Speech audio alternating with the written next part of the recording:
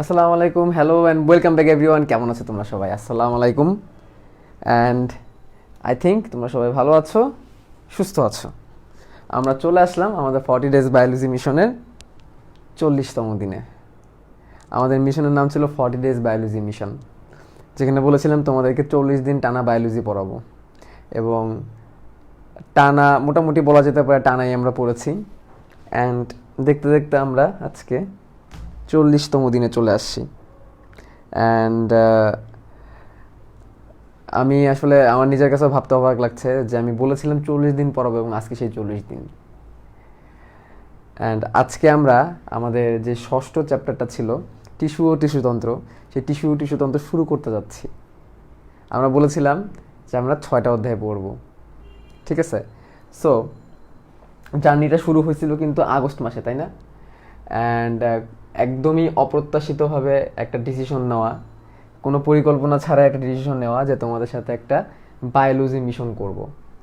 এবং বলেছিলাম, আমার মনে আছে তারিখটা, সম্ভবত না তারিখটা ঠিক পুরোপুরি মনে নাই, তোমরা একটু যদি কেউ আমাকে কারেকশন করো, আগস্টের 26 তারিখ সম্ভবত এটা আগস্টের 26 তারিখ ছিল।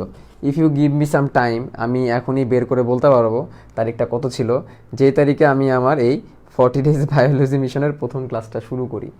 অ্যান্ড সেই সময় আসলে সত্যি কথা বলতে আমি খুব একটু ভীতই ছিলাম যে প্রথমত 40 দিন ক্লাস নেওয়া এটা একটা ফ্যাক্ট, আর দ্বিতীয়ত হচ্ছে সেই ক্লাসটা রেগুলার কন্টিনিউ করে যাওয়া, এটা একটা বড় একটা ফ্যাক্ট ছিল।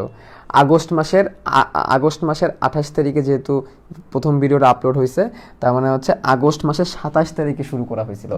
আগস্ট মাসের 27 তারিখে। ওকে, ক্যান ইউ রিমেম্বার? তো আমি এখানে জানি এখানে অনেকেই আছে যারা হচ্ছে আগস্ট মাসের সেই 27 তারিখ থেকে আমার সাথে এখানে ছিল। সো ওই দিন বলা হয়েছিল আমরা 40 ডেজ বায়োলজি মিশন নিব। তার মানে কি, আমরা টানা 40 দিন টানা বায়োলজি পড়ব। 1 মিনিট টাইম দাও, আসতেছি। তোমরা একটু ক্লাসটাকে শেয়ার করতে থাকো।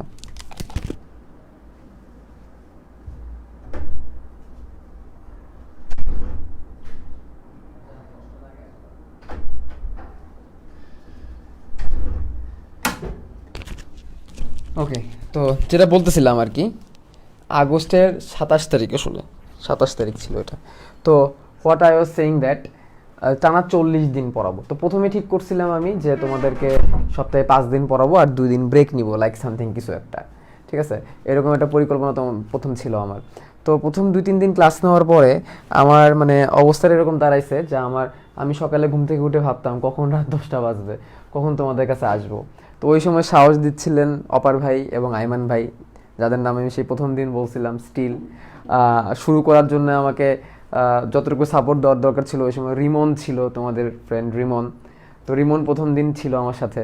তারপরে মাঝে মাঝে আমাকে সাপোর্ট বা আমাকে কিভাবে পড়াইলে ভালো হতে পারে, কোন টপিকটা কীভাবে পড়াইলে ভালো হতে পারে, সেক্ষেত্রে আর অনেক বেশি সাপোর্ট দিছে ডাক্তার সৌরভ ভাইয়ের নাম তো তোমরা সবাই জানোই। So I am thankful to them every one, যারা হচ্ছে আমাকে এই 40 ডেজ বায়োলজি মিশনটা করার জন্যে সাহস দিয়েছে। এবং সেখানে আমি বলেছিলাম আমি তোমাদেরকে 6টা চ্যাপ্টার, কয়টা চ্যাপ্টার? 6টা চ্যাপ্টার তোমাদেরকে পড়াবো, 6টা চ্যাপ্টার। এবং এমন 6টা চ্যাপ্টার পড়াবো যে 6টা চ্যাপ্টার 21 ব্যাচেরও আছে, 22 ব্যাচেরও আছে। সো তোমরা এখানে অনেকেই সেই প্রথম দিন থেকে ছিলা, আমি জানি। অ্যান্ড আজকে টাইমটা হচ্ছে অক্টোবরের 21 তারিখ। আজকে হচ্ছে অক্টোবরের কত তারিখ? 21শে অক্টোবর। আজকে হচ্ছে 21 অক্টোবর। তো সেই হিসাব করলে কিন্তু মোটামুটি আমরা ধরতে পারি 2 মাস 60 দিনের কাছাকাছি, তাই না? কারণ আমার মাঝখানে এক্সাম গেছে, মাঝখানে আমি একদিন অসুস্থ ছিলাম, একদিন অসুস্থ থাকার কারণে ক্লাস নিতে পারি নাই। আর একদিন মনে আছে যেদিন হচ্ছে আমি স্মার্ট বোর্ড কিনতে গেছিলাম, সেদিন তোমাদের ক্লাস নিতে পারি নাই। আর মাঝখানে হচ্ছে পূজার বন্ধ। সো এই 3টা ইভেন্ট ছাড়া আমার মনে পড়ে না যে কোনো একদিন ক্লাস বন্ধ হয়েছিল এবং তোমাদের সাথে দেখা করার সুযোগ। কারণ আমার আসলে সত্যিই খারাপ লাগতো এবং মাঝে মাঝে আমরা সকালেও ক্লাস নিছি। তো দেখো, তোমাদের সাথে আমার প্রথম দিকে 27 তারিখে যে কমিটমেন্টটা ছিল, আমার কমিটমেন্টটা ছিল এরকম যে I will finish the 40 days, I will complete the mission of 40 days. আমার কাছে মিশন ছিল, আমি তোমাদের বলছিলাম হয়তোবা যে এই 40 ডেজ মিশনটা আসলে আমার নিজের মিশন, আমার নিজের সাথে চ্যালেঞ্জ, আমি এটা করতে পারবো কিনা। অ্যান্ড আরেকটা কমিটমেন্ট তোমাদের সাথে আমার ছিল 6টা চ্যাপ্টার শেষ করে দেওয়ার কমিটমেন্ট। সেই 6টা চ্যাপ্টারের মধ্যে আমরা শুরু করছিলাম জেনেটিক্স দিয়ে, আমরা জেনেটিক্স দিয়ে শুরু করছি। জেনেটিক্সের পরে আমরা কি পড়ছি, জেনেটিক্সের পরে আমরা পড়ছি কোষ বিভাজন, সেল ডিভিশন, আমরা পড়ছি সেল ডিভিশন। তারপর আমরা কি পড়ছি, আমরা পড়ছি ব্লাড, আমরা পড়ছি ব্লাডের চ্যাপ্টার। তারপর আমরা পড়ছি কি অ্যাঞ্জিওস্পার্ম জিমনোস্পার্ম, তার মানে কি নগ্নবীজি আবৃতবীজি। তারপর আমরা কি পড়লাম, তারপর আমরা পড়লাম হচ্ছে ডাইজেশন, মানে কি পরিপাক অধ্যায়টা পড়লাম। এবং সব শেষে আরেকটা অধ্যায় পড়ানোর একটা কথা তোমাদেরকে আমি বলছিলাম, সেটা হচ্ছে tissue and tissue system, tissue and tissue system. So তোমরা একটু খেয়াল করে দেখতে পারতেছো, আমরা জেনেটিক্স পড়ে ফেলছি, আমরা সেল ডিভিশন পড়ে ফেলছি, আমরা ব্লাড পড়ে ফেলছি, অ্যাঞ্জিওস্পার্ম জিমনোস্পার্ম পড়ে ফেলছি, ডাইজেশনও পড়ে ফেলছি। আমাদের বাকি হচ্ছে টিস্যু। আমাদের 40 দিন শেষ করার যে কমিটমেন্টটা ছিল, আমি সেই কমিটমেন্ট এবং সেই চ্যালেঞ্জে সাকসেসফুল, এবং তোমরাও কিন্তু সেই চ্যালেঞ্জে সাকসেসফুল যারা হচ্ছে 40 দিন আমার সাথে আসো। এই জন্য একটা হাততালি কিন্তু দেওয়া উচিত, ঠিক আছে? তোমরা নিজেরাই একটা হাততালি বাসায় বসে নিজেদের সামনে সামনে দিতে পারো, কোনো সমস্যা নেই। এটা তোমাদের কাছে একটা চ্যালেঞ্জ ছিল। আমার এখানে বেশ কয়েকটা নাম মনে আছে, যে নামটা সে আমার প্রথম দিন থেকে ছিল, এখনও তারা আছে, ক্লাস করছে। সো আমি তোমাদের কাছে থ্যাংক ইউ জানা, যারা প্রথম দিন থেকে ছিল। আর 6টা চ্যাপ্টার রক্ষা করার কমিটমেন্ট, যেটার মধ্যে 5টা আমি অলরেডি করে ফেলছি, এখন খালি একটা চ্যাপ্টার বাকি, সেটা হচ্ছে টিস্যু এবং টিস্যু সিস্টেম। এবং আমি এই কমিটমেন্টটাও রক্ষা করব, এবং এর জন্য যদি 3টা বা 4টা ক্লাস বেশি দেওয়া লাগে আমি সেটাও করব, ঠিক আছে? আমি এটা করব। অর্থাৎ টিস্যু চ্যাপ্টারটা 3টা 4টা এক্সট্রা ক্লাস দিয়ে হলো আমি তোমাদেরকে কী করে দিব, শেষ করে দিব। এবং আগামীকাল যেহেতু শুক্রবার, আগামীকাল তো শুক্রবার, সো আগামীকালকে সকালে একটা ক্লাস থাকবে তোমাদের, সকাল 9টার সময়। কালকে সকাল 9টার সময় আমি তোমাদের একটা ক্লাস নিব। কালকে রাতেও ক্লাস হবে, সকালেও ক্লাস হবে, 2 বেলা ক্লাস। শুক্রবার ক্লাস করতে তোমাদের কোনো প্রবলেম নাই আই থিঙ্ক, ঠিক আছে? জানাই দিও প্রবলেম আছে কিনা, ঠিক আছে? সো টিস্যু চ্যাপ্টারটা আমি শেষ করে দিব। মিশন যদি সেটা 43 ডেজও দরকার হয়, আমি তোমাদের টিস্যু চ্যাপ্টার শেষ করে আমি আমার পুরো কমিটমেন্টটা তোমাদের সাথে যেটা ছিল সেটা আমি ফিল আপ করে দিব, ঠিক আছে? আমাকে প্রথমে অনেকে বলছিল যে শুভ্র ভাই, দেখবেন আপনার প্রথম দিকে তো 1.5K স্টুডেন্ট, লাস্টে দেখবেন আপনি 400 স্টুডেন্টও পাচ্ছেন না, 300 স্টুডেন্টও পাচ্ছেন না, এটাই নিয়ম, এটাই হয় অনলাইনে, এটাই হয়।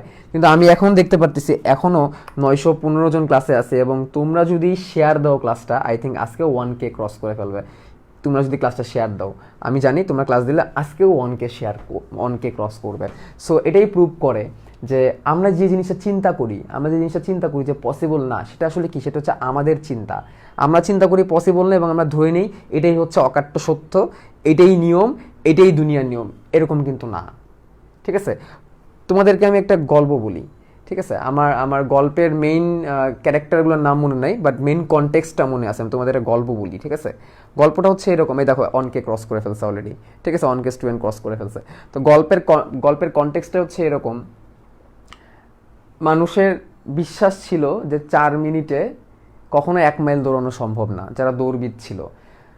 সায়েন্টিস্টরা এভাবে বলছে যে কোনো মানুষ যদি 4 মিনিটে 1 মাইল দৌড়ানোর চেষ্টাও করে, তার বডি স্ট্রাকচার, তার লাংস, তার হার্ট, তার মাসেল স্ট্রাকচার তাকে সেই পারমিশন দেয় না। এবং এই চেষ্টা করলে একজন মানুষ কিন্তু মারাও যেতে পারে, ঠিক আছে? তো সায়েন্সের বিশ্বাস ছিল এরকম, মানুষের বিশ্বাস ছিল এরকম। সো অনেক রেকর্ড ছিল এর আগে, 4 minute 10 second, 4 minute 12 second, 4 minute 15 second, কিন্তু কেউই 4 মিনিটে 1 মাইল দৌড়ানো পসিবল, 1.67 কিলোমিটার দৌড়ানো পসিবল, এটা কেউ বিশ্বাসই করতে যাচ্ছিল না, এবং এটা কেউ চেষ্টাও করতো না।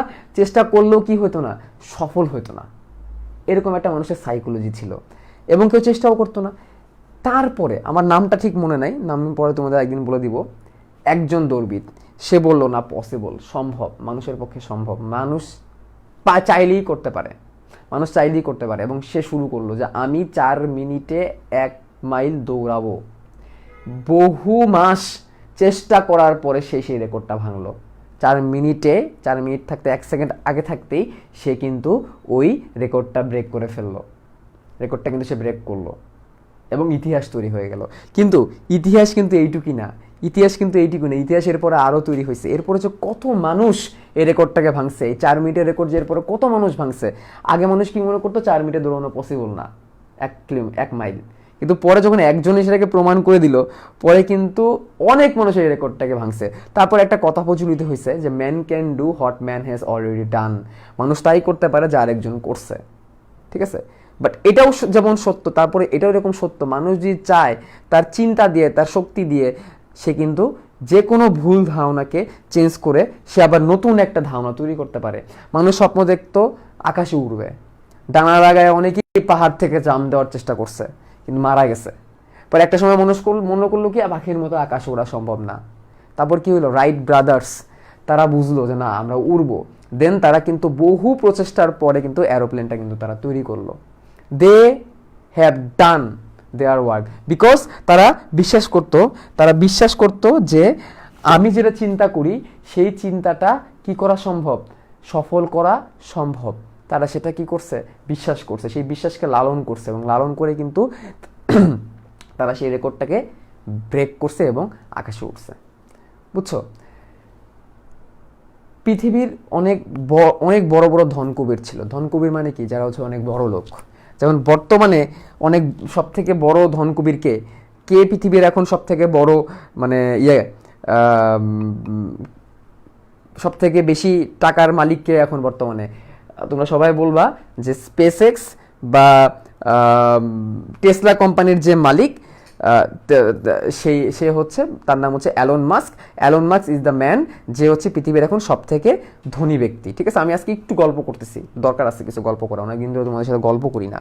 ঠিক আছে, তো সে এখন পৃথিবীর সব থেকে বড় ধনকুবের।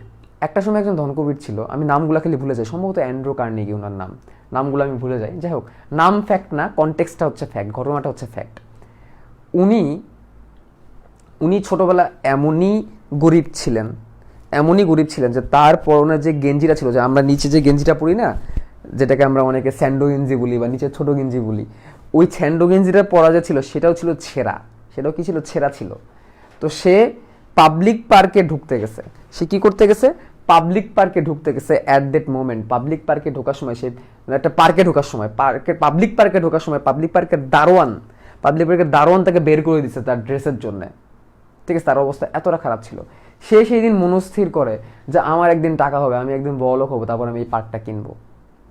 তার দুই যুগ পর he was the man of the most richest person in the world.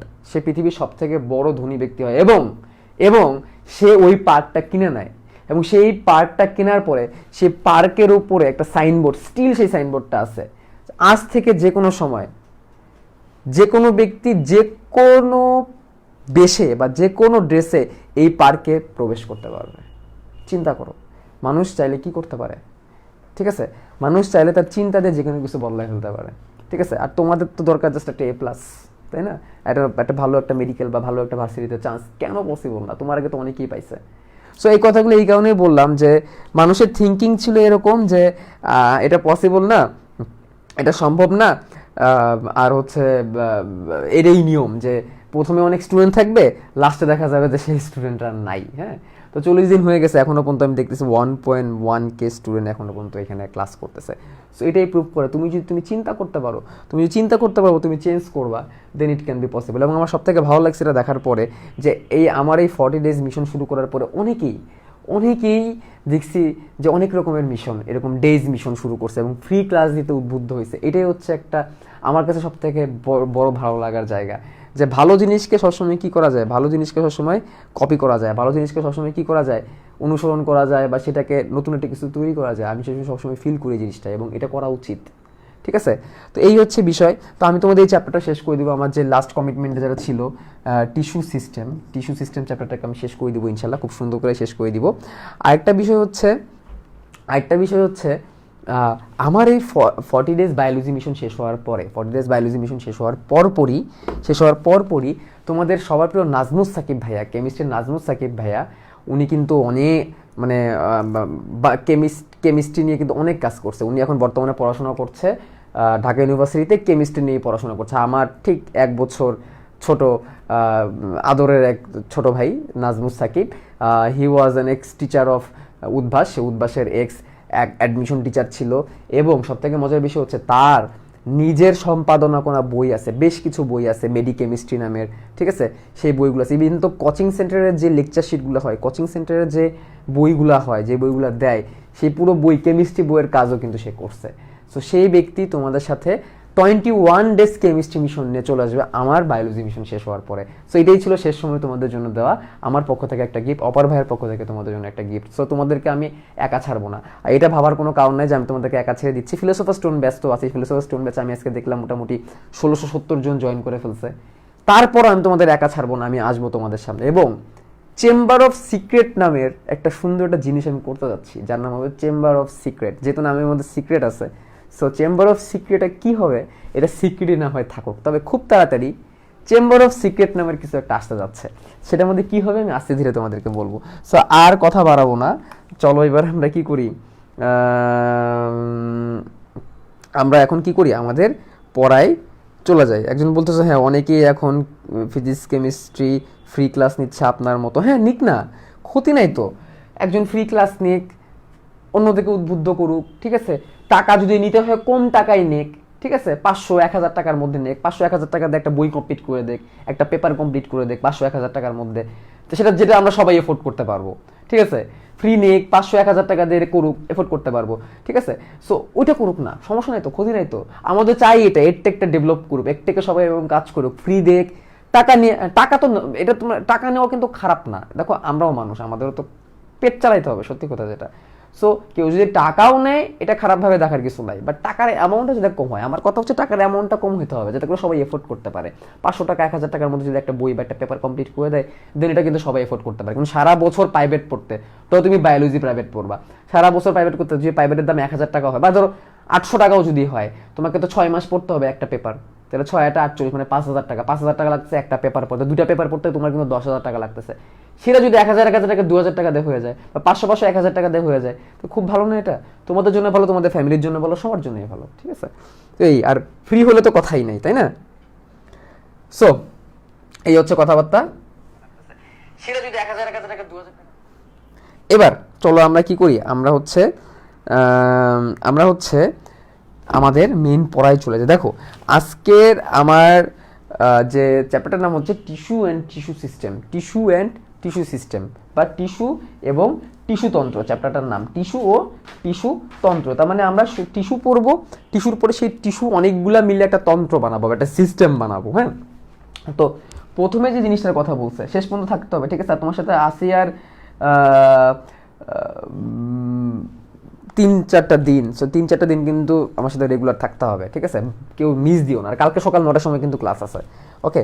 তো দেখো এখানে বলছে টিস্যু এবং টিস্যু সিস্টেম।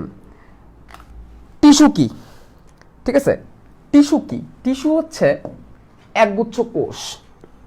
যেমন ধরো এই একটা কোষ, এই একটা কোষ, এই একটা কোষ। অলরেডি কিন্তু রক্ত অধ্যায়ে কিন্তু তোমাদের টিস্যু নিয়ে আমি বলছি, রক্ত অধ্যায়ে কিন্তু তোমাদের অলরেডি টিস্যু নিয়ে কিন্তু আমি বলছি যে রক্ত হচ্ছে তরল যোজক কলা, ফ্লুইড কানেকটিভ টিস্যু। তো ধরো এইগুলা হচ্ছে কি অনেকগুলা কোষ, এইগুলো হচ্ছে অনেকগুলা কোষ। তো এই অনেকগুলা কোষ এবং তার নিউক্লিয়াস তো আমার দেওয়া উচিত, তাহলে এগুলো হচ্ছে তার নিউক্লিয়াস, এগুলো হচ্ছে কি তার nucleus, here is their nucleus. তো আমি বললাম এই অনেকগুলো কোষ, এটাকে একটা গুচ্ছ আকারে আছে। এটা কিভাবে আছে? একটা গুচ্ছ আকার আছে। তাহলে আমি এটা বলতে পারি এক গুচ্ছ কোষ। আমি কথাটাকে এভাবে বলতে পারি এক গুচ্ছ কোষ, বুঝছো? তাহলে প্রথম কথা কি বললাম?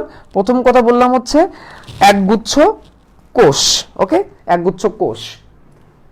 আমি পরে বলতেছি এরা হচ্ছে একই বৈশিষ্ট্য। দেখো সবগুলোই কিন্তু গোলাকার, সবগুলোর ব্যাস সমান, যেটাকে বলা হয় সমব্যাসীয়, সমান ব্যাস। ব্যাস মানে কি? গোলের যে ডায়ামিটারটা। হ্যাঁ, তাহলে এগুলোকে আমি বলতে পারি একই ধরনের, একই ধরনের কোষ, একগুচ্ছ কোষ, একই ধরনের কোষ।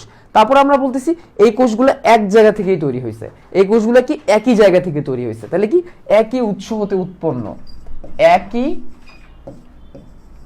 উৎস হতে উৎপন্ন, একই উৎস হতে উৎপন্ন, সরি, একই উৎস হতে উৎপন্ন, একই উৎস থেকে তারা কি হয়েছে? তৈরি হয়েছে। এবং আমি বলতে যাচ্ছি এইগুলা সিক্রেট অফ চেম্বার না, সিক্রেট অফ চেম্বার না, চেম্বার অফ সিক্রেট, ঠিক আছে, চেম্বার অফ সিক্রেট। তারপরে আমি বলতেছি যে একই উৎস উৎপন্ন এবং এগুলো একই কাজ করে। এগুলো কি করে? একই কাজ করে। এগুলো কি করে? একই কাজ করে। যেমন ধরো জাইলেম আর ফ্লোয়েমের কথা বলছিলাম, মনে আছে? নগ্নবীজ আবৃতবীজ উদ্ভব পড়ার সময় জাইলেম আর ফ্লোয়েমের কথা বলছিলাম, একটু মনে আছে কিনা? মনে থাকলে একসাথে ইয়েস লেখো। তো আর ক্লাসটাকে শেয়ার দাও, শেয়ার কি দিছো কিনা জানি না, আজকে শেয়ার তোমাদের উপর ছেড়ে দিলাম, তোমরা দিলে দিবা, না দিলে তো পাইলাম না, কি করার আছে, ঠিক আছে? তোমরা যদি দাও ভালোবেসে তাহলে তো দিবা। তো তোমাদের কি জাইলেম এবং ফ্লোয়েমের কথা মনে আছে কিনা একটু কমেন্ট আমাকে জানাই তো। জাইলেম আর ফ্লোয়েম, আমি বলছিলাম যে গাছেরও তো পানি পরিবহন করা লাগে, তো পানি পরিবহন করার জন্য যেটা আছে সেটাকে বলা হয় জাইলেম। জাইলেম কি করে? উপর দিকে পানি পরিবহন করে, উপর দিকে কি করে? পানি পরিবহন করে, জাইলেম। আর ফ্লোয়েম মানে ফুড, ফুড মানে খাবার, তার মানে যে হচ্ছে খাবার পরিবহন করে তাকে বলা হয় ফ্লোয়েম। তো দেখো জাইলেম, আমি এখন বললাম যে এই যে কোষগুলা, এই কোষগুলা বেসিক্যালি কোথায় ছিল? এই কোষগুলা বেসিক্যালি ছিল হচ্ছে জাইলেমে। মানে এই যে এই দেখো 1টা 2টা 3টা 4টা 5টা 6টা 7টা 8টা 9টা 10টা 11টা, এখানে যে আমি 11টা কোষ আঁকাইছি, এই 11টা কোষ বেসিক্যালি এই জায়গায় ছিল। 5 6 7 8 9 10 11, এই যে 11টা কোষ, এইটাকে আমি এইখানে জুম করে এতটুকু জায়গায় দেখাইছি, জুম করে আমি এতটুকু জায়গায় দেখাইছি। তার মানে আমরা বলতে পারতেছি যে এইখানে যে কোষগুলো আছে, এইখানে যে কোষগুলো আছে তারা বেসিক্যালি একই কাজ করতেছে। কি কাজ করতেছে? জাইলেমকে হেল্প করতেছে, পানি পরিবহনে হেল্প করতেছে। মানে এইখানে যে কটা টিস্যু আমি মানে যে কটা কোষ আমি দিছি, এই কোষগুলো বেসিক্যালি জাইলেমেরই একটা পার্ট, জাইলেমেরই একটা খণ্ডিত অংশ, বা জাইলেমের দেহের একটা অংশ। বা ধরো আমি যদি আমার এখান থেকে যদি টিস্যু কেটে নিই, আমার এখান থেকে যদি কোষ কেটে নিই বা টিস্যু নেই, তাহলে এই যে এইটুক জায়গা যদি আমি নেই, তাহলে এইটুক জায়গার মেন কাজ কি হবে? এইটুক জায়গার মেন কাজ হবে আমার দেহকে আবরণ দেওয়া, আমার দেহের একটা আবরণ তৈরি করা, তাই না? এটা তো আমার দেহের আবরণ তৈরি করতেছে, তাহলে এটাকে আমি কি বলি? আবরণী টিস্যু বলি। তাহলে এটাই হচ্ছে বেসিক্যালি টিস্যুর মেন বক্তব্য। তাহলে মেন বক্তব্য কি? একগুচ্ছ কোষ, যেমন ধর আমি যদি টার্ম দিই তাহলে একগুচ্ছ কোষ পাবো। উদ্ভিদের ক্ষেত্রেও সেম, একই ধরনের, এখানে প্রত্যেকটা কোষে একই ধরনের, তেমনি এইখানে দেখো প্রত্যেকটা কোষে একই ধরনের, একই উৎস থেকে উৎপন্ন হয়েছে, মানে কি সেগুলো সব এক জায়গা থেকেই তৈরি হয়েছে এবং একই ধরনের কাজ করতেছে। যেমন ধরো তোমাদেরকে আমি আরেকটা এক্সাম্পল দিই, একটা গাছের পাতা আঁকাই আমি, একটা গাছের কি আঁকাবো? পাতা আঁকাবো, ঠিক আছে?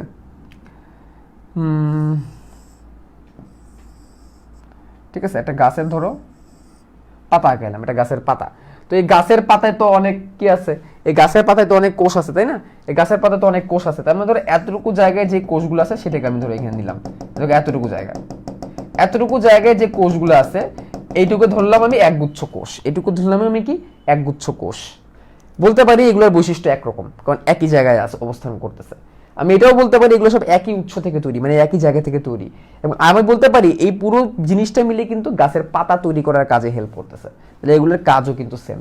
তাহলে আমি এই একগুচ্ছ কোষকে বলবো টিস্যু। তার মানে সহজ ভাষায় আমি যদি গাছের এতটুকু অংশ কেটে নিই, এই ছোটটা অংশ যদি কেটে নিই, তাহলে সেই ছোট্ট একটা অংশকে আমি কি বলবো? সেই ছোট্ট একটা অংশকেই আমরা বলবো হচ্ছে টিস্যু। তাহলে এটাই হচ্ছে টিস্যু। একগুচ্ছ কোষ একই উৎস থেকে উৎপন্ন হয়ে যদি একই কাজ করে তখন সেটাকে আমরা কি বলি? টিস্যু বলি। এখন আমরা কার টিস্যু পড়তে যাচ্ছি? এখন আমরা উদ্ভিদের টিস্যু পড়তে যাচ্ছি। আমরা কার টিস্যু পড়তে যাচ্ছি? আমরা হচ্ছে উদ্ভিদের টিস্যু পড়তে যাচ্ছি, ঠিক আছে? তাহলে আমরা টিস্যুর সংজ্ঞা কিন্তু শিখে গেলাম। ওটাই টিস্যুর সংজ্ঞা, ওইটাকে একসাথে লিখবা, তাহলে টিস্যুর সংজ্ঞা হয়ে যাবে। এই জিনিসগুলোকে একসাথে লিখবা, তাইলেই দেখবা টিস্যুর সংজ্ঞা তৈরি হয়ে গেছে। একগুচ্ছ কোষ একই উৎস থেকে উৎপন্ন হয়ে যদি একই কাজ করে, একই ধরনের একগুচ্ছ কোষ একই উৎস থেকে উৎপন্ন হয়ে যদি একই কাজ করে, তখন সে একগুচ্ছ কোষকে বলা হয় টিস্যু। তাহলে আমরা কার টিস্যু পড়তেছি? আমরা বেসিক্যালি উদ্ভিদ টিস্যু পড়তেছি। আমরা কার টিস্যু পড়তেছি?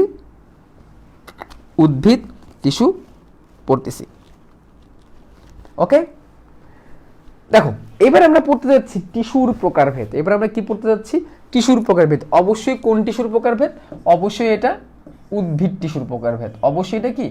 অবশ্যই এটা হচ্ছে উদ্ভিদ টিস্যুর প্রকারভেদ। কোন টিস্যুর প্রকারভেদ? উদ্ভিদ টিস্যুর প্রকারভেদ। কি টিস্যু? উদ্ভিদ টিস্যুর প্রকারভেদ কিন্তু আমরা এখন পড়তে যাচ্ছি। তাহলে আমরা যদি প্রকারভেদের কথা চিন্তা করি, তাহলে আমরা উদ্ভিদের কথা যদি বলি, তাহলে আমরা প্রাথমিকভাবে আমরা দুই ধরনের টিস্যু পাবো। কয় ধরনের টিস্যু পাবো? দুই ধরনের টিস্যু পাবো। এক ধরনের টিস্যু যেটা কি করে? বিভাজিত হয়। যেটা কি হয়? বিভাজিত হয়, বড় হয়, অনেক হয়। সেটাকে আমরা বলবো কি? সেটাকে আমরা বলবো হচ্ছে ভাজক টিস্যু। সেটাকে আমরা কি বলবো? সেটাকে আমরা বলবো হচ্ছে ভাজক টিস্যু।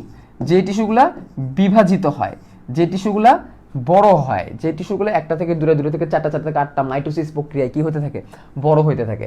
আরেক প্রকার টিস্যু আছে যারা স্টাক হয়ে গেছে, যাদের বিভাজন আর হচ্ছে না, তাদেরকে বলা হবে কি, তাদেরকে বলা হবে হচ্ছে স্থায়ী, তাদেরকে আমরা বলবো হচ্ছে স্থায়ী টিস্যু। কি টিস্যু ভাইয়া?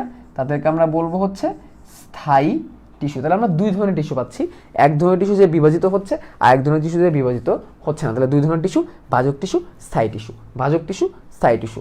অনেকে কি বলা জানো, অনেকে একটা জায়গায় খুব ভুল করে, তো একটা জায়গায় অনেকে ভুল করে, এই ভাজক টিস্যুকে অনেকে বলে জীবিত টিস্যু, এই ভাজক টিস্যুকে অনেকে বলে জীবিত টিস্যু, আর স্থায়ী টিস্যুকে অনেকে বলে হচ্ছে মৃত টিস্যু। এরকম অনেকে ডাকে, এরকম কিন্তু অনেকে বলে। অনেকে এইভাবে ভাবে যে ভাজক টিস্যুগুলো হচ্ছে জীবিত, মানে এগুলো বাইচে আছে, আর স্থায়ী টিস্যুগুলো হচ্ছে মৃত, মানে এগুলো মরে গেছে। এটা একটা ভুল ধারণা, এটা একটা ভুল ধারণা, এরকম ভাবা যাবে না। ভাজক টিস্যুগুলোও জীবিত, স্থায়ী টিস্যুগুলোও জীবিত। স্থায়ী টিস্যুগুলো এখন আর বড় হচ্ছে না। ব্যাপারটা আমি একটু ক্লিয়ার করি কিভাবে। এইভাবে বিষয়টা হচ্ছে, আমরা একটা পর্যায়ে যে আমাদের কিন্তু কি হয়ে যায়, বিভাজন কিন্তু স্টপ হয়ে যায়। তখন কিন্তু আমরা কি হই না, তখন কিন্তু আমরা লম্বা হই না, তখন কিন্তু আর বড় হই না। ঠিক আছে? তো সেটাকে আমরা কি বলতে পারি, মানে স্থায়ী টিস্যু বলতে পারি। যেমন আমি কি এখন লম্বা হব? আমি তো এখন আর লম্বা হবো না। আমার বয়স হয়ে গেছে 25, এই যে নভেম্বরে 25 হয়ে যাবে। ঠিক আছে?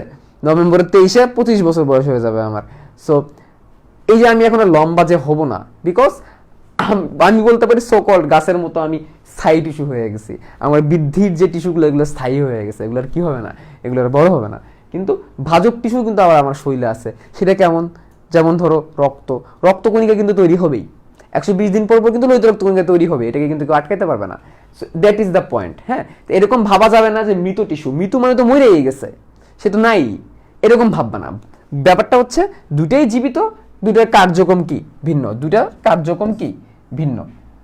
ওকে, আই থিঙ্ক তোমরা বুঝতে পারছো। তাহলে বইয়ে তো তাই আছে, বইয়ে কি দেওয়া আছে, স্থায়ী টিস্যু মৃত দেওয়া আছে না, স্থায়ী টিস্যু পুরোপুরি মৃত না। স্থায়ী টিস্যুর মধ্যে কিছু কিছু আছে মৃত, সব মৃত না। ঠিক আছে? তাহলে আমরা ভাজক টিস্যু আর স্থায়ী টিস্যু, দুই ধরনের টিস্যু বললাম। তো আমাদের প্রথমে আমরা কাকে নিয়ে কথা বলবো? প্রথমে আমরা ভাজক টিস্যু নিয়ে কথা বলবো। প্রথমে আমরা কি নিয়ে কথা বলবো? প্রথমে আমরা ভাজক টিস্যু নিয়ে কথা বলবো। আচ্ছা, প্রথমে আমরা একটু ভাজক টিস্যুর ছবি দেখে নিই। দেখো, এটা বেসিক্যালি ধরো একটা গাছের ডাল থেকে কেটে আনা হয়েছে। এটা কোথা থেকে কেটে আনা হয়েছে? একটা গাছের ডাল থেকে ধরো কেটে আনা হয়েছে। কি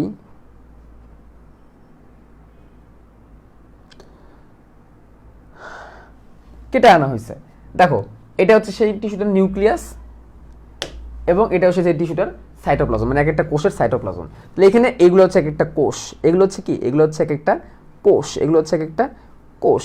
এবং আমি যদি এটাকে একে দেখানোর চেষ্টা করি, আসলে বেসিক্যালি জিনিসটা কোন জায়গা থেকে আসলে যদি একে দেখানোর চেষ্টা করি, এই ধরো একটা গাছের গুড়ি, গাছের গুড়ি মানে বোঝো আমরা যে গাছ কাটে না, ঠিক আছে, গাছ কাটে যে, ঠিক আছে, গাছ যে কাটে, মাঝ বরাবর কেটে ফেলে এই গুড়িটা তোমাদের দেখাচ্ছে। তাহলে এটা গাছের গুড়ি। ঠিক আছে? তো গাছের গাছের বাইরে তো একটা কি থাকে, একটা আবরণ থাকে। ধরো এটা সেই আবরণ, গাছের গুড়ি, সেটার আবরণ হচ্ছে এটা, এটা হচ্ছে সেই আবরণ। ঠিক আছে? তো আবরণটাকে আমি এইভাবে দিয়ে দিলাম, গাছের আবরণ।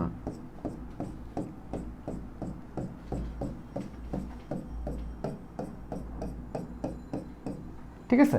আচ্ছা, তার মধ্যে গাছটা তো অনেকদিন ধরে বড় হয়েছে, তাহলে আমি এইভাবে করে কি দিতে পারি, মাঝখানে এরকম লেয়ার দিয়ে দিতে পারি।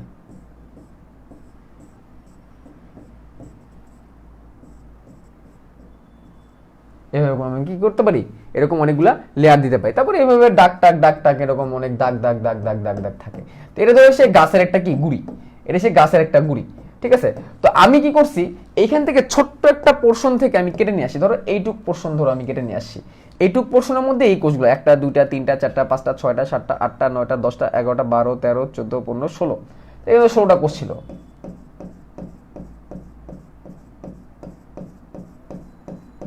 এই পোর্শনটা ধরো আমি এখানে দেখাচ্ছি, ছোট্ট একটা জায়গা কেটে ধরো আমি এখানে দেখাচ্ছি, সাপোজ। হ্যাঁ, জাস্ট ধরে নাও এরকম ছোট একটা জায়গা কেটে আমি এরকম দেখাচ্ছি। এটা যে এই জায়গারই হইতে হবে এরকম, এটা গাছের পাতারও হইতে পারে, বেশিরভাগ ক্ষেত্রে গাছের পাতারই হয়। আমি ধরো এখান থেকে ছোট একটা পাট কেটে ধরো আমি তোমাদের দেখাচ্ছি। ঠিক আছে? আমি এটাকে মুছে দিই, এটা আমার আপাতত দরকার নাই।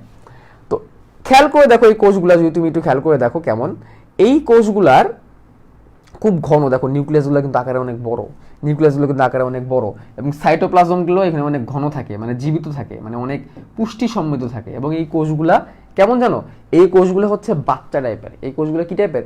বাচ্চা টাইপের। আমি যদি আরেকটু সহজভাবে বলতে চাই, তাহলে আমি বলবো এই ভাজক টিস্যুগুলো হচ্ছে বাচ্চা, আর স্থায়ী টিস্যুগুলো হচ্ছে বাবা মা। এভাবে তুমি চিন্তা করতে পারো। তাহলে ভাজক টিস্যুগুলাকে তুমি ধরে নাও হচ্ছে বাচ্চা, ভাজক টিস্যুগুলোকে ধরে নাও বাচ্চা, আর স্থায়ী টিস্যুগুলোকে ধরে নাও হচ্ছে বাবা মা। এভাবে তুমি এখানে ধরে নিতে পারো, স্থায়ী টিস্যু বাচ্চা, ভাজক টিস্যুগুলো বাবা মা। তো ভাই আপনি এরকম কেন বললেন? চলো আমরা আস্তে আস্তে একটা একটা করে ভাজক টিস্যুর বৈশিষ্ট্যগুলো তোমাদেরকে বলি, তাহলে তোমরা বুঝবা। আচ্ছা, এগুলোকে মুখস্থ করার দরকার নাই, ঠিক আছে? এগুলোকে মুখস্থ করার দরকার নাই, এগুলো তুমি ইজিলি মনে রাখতে পারবা। আমরা কি বলছি? ভাজক টিস্যুগুলো হচ্ছে বাচ্চা, এটা হচ্ছে কি বাচ্চা। ধরে নাও কুতুব আর সখিনা খুব ভালো হয়ে গেছে, ঠিক আছে? তারা এখন আদর্শ নাগরিক, তারা হচ্ছে গুলশান ধানমন্ডিতে বসবাস করে, এক একজন খুব দামি দামি জব করে, খুবই শিক্ষিত। আমাদের কুতুব সাহেব পিএইচডি করা, আমাদের সখিনা বিবি ডাবল পিএইচডি করা, ঠিক আছে? সখিনা বিবি সবসময় আগেই থাকে, বুঝছো? ও এখন তো বিবি বলা যাবে না, এখন কুতুব আঙ্কেল, সখিনা আন্টি, ঠিক আছে? তো কুতুব আন্টি, সখিনা আন্টি, দে আর সো মাচ গুড, তারা সো মাচ ভালো, তারা অনেক ভালো। হ্যাঁ, তো তাদের একটা কথা আছে না, দুটি সন্তানের বেশি নয়, একটি হলে ভালো হয়, ঠিক আছে? তো তাদের দুটোই সন্তান, ঠিক আছে? তাদের কয়টা সন্তান? ধরো দুটা বা একটাই সন্তান, হ্যাঁ, তাদের একটাই সন্তান। তো তাদের সন্তানের নাম কি নাম? কুতুব আর সখিনার, কুতুব অ্যাঙ্কেল আর সখিনা অ্যান্টির ছেলের নাম হচ্ছে কি দিব? তাদের ছেলের নাম হচ্ছে ইনভার্টার। আর কিছু পাইলাম না, আমার এসির মধ্যে ইনভার্টার লেখা, তো ইনভার্টার এসি, তো এটাই নাম দিন। তাদের ছেলের নাম হচ্ছে ইনভার্টার। হ্যাঁ, ইনভার্টার। সো এখন তাদের যে ছেলে সেই ছেলের কি কি বৈশিষ্ট্য আছে, তারা মানে কুতুব আঙ্কেল আর সখিনা আন্টি কিভাবে তার ছেলে মেয়েকে গড়ে তুলবে, যেহেতু বাচ্চা, সেটা চলো আমরা একটু একটু করে দেখবো। তো যেটা বলতেছি যে ইনভার্টারের বয়স কত? ইনভার্টারের এজ হচ্ছে মাত্র 4 বছর, মাত্র কয় বছর? 4 বছর। আচ্ছা, এজ হচ্ছে 4 বছর, তার মানে সে কিন্তু তরুণ, মানে কি, সে হচ্ছে সজীব, মানে কেবল মাত্র জন্মগ্রহণ করছে, সজীব, এবং সে তরুণ, সে এখন তরুণ, সামনে তরুণ, মানে তরুণ বলতে বয়সের ক্ষেত্রে তরুণ না, মানে সে হচ্ছে উদ্যমী, সে হচ্ছে সজীব, পিচ্ছি বাচ্চা, তাই না? সে একদম পিচ্ছি বাচ্চা, ঠিক আছে? সজীব, তরুণ, ঠিক আছে? এবং আরেকটা জিনিস মাথায় রাখবা, সেটা হচ্ছে সে কিন্তু এখন কি হচ্ছে? বড় হচ্ছে। সে হচ্ছে কি? বড় হচ্ছে, তার মানে কি? বিভাজনরত বা বৃদ্ধি। দেখো ইনভার্টারের কি হচ্ছে? ইনভার্টারের কিন্তু দৈহিক বৃদ্ধি হচ্ছে 4 থেকে যখন সে 5 বছরে যাবে, সে কিন্তু আরেকটু বড় হবে। 5 বছর থেকে যখন সে 6 বছরে যাবে, সে কিন্তু আরেকটু বড় হবে। 6 বছর থেকে যখন সে 7 বছরে যাবে, সে কিন্তু আরো বড় হবে। 7 বছর থেকে ধরো 10 বছরে গেল, আরো বড় হয়ে গেল। 10 থেকে যখন 15 বছরে গেল, আস্তে আস্তে বৃদ্ধি কিন্তু কি হতে থাকলো? ম্যাচুরিটি বাড়লো, এবং আস্তে আস্তে বৃদ্ধি কিন্তু কমতে থাকলো। তাহলে এই যে সে যে বড় হচ্ছে, তার মানে কি? তার দেহের বৃদ্ধি হচ্ছে, আর তার দেহের বৃদ্ধি হওয়া মানে কি? তার ভিতরে কোষের বিভাজন ঘটছে। তার মানে আমরা বলতে পারি ইনভার্টার, কুতুব আর সখিনা আন্টির ছেলে, সে বিভাজনরত, তার কি হচ্ছে? বৃদ্ধি হচ্ছে, তার মস্তিষ্কের বৃদ্ধি হচ্ছে, যেহেতু বাচ্চা, তাকে কমপ্লেন খাওয়ায়, তাকে ব্রনভিটা খাওয়ায়, তাই না? তো বুঝছো তো? এই গেল। আচ্ছা, তারপরে কি হইতে পারে?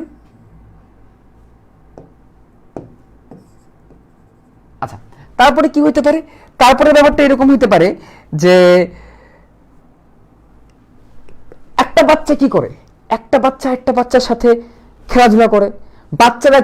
বাচ্চারা হচ্ছে তার মায়ের সাথে সবসময় কি হয়? চিপকায় থাকে, দূরে যেতে চায় না। এবং বাচ্চারা দেখো, তোমাদের নিজের কথা চিন্তা করো তো, ছোটবেলায় যখন তুমি ছিলা, ছোটবেলায় অনেক বন্ধু বান্ধব ছিল না? অনেক বন্ধুদের সাথে খেলাধুলা করতাম। আমরা তো মনে আছে বিকালবেলা কি করতাম?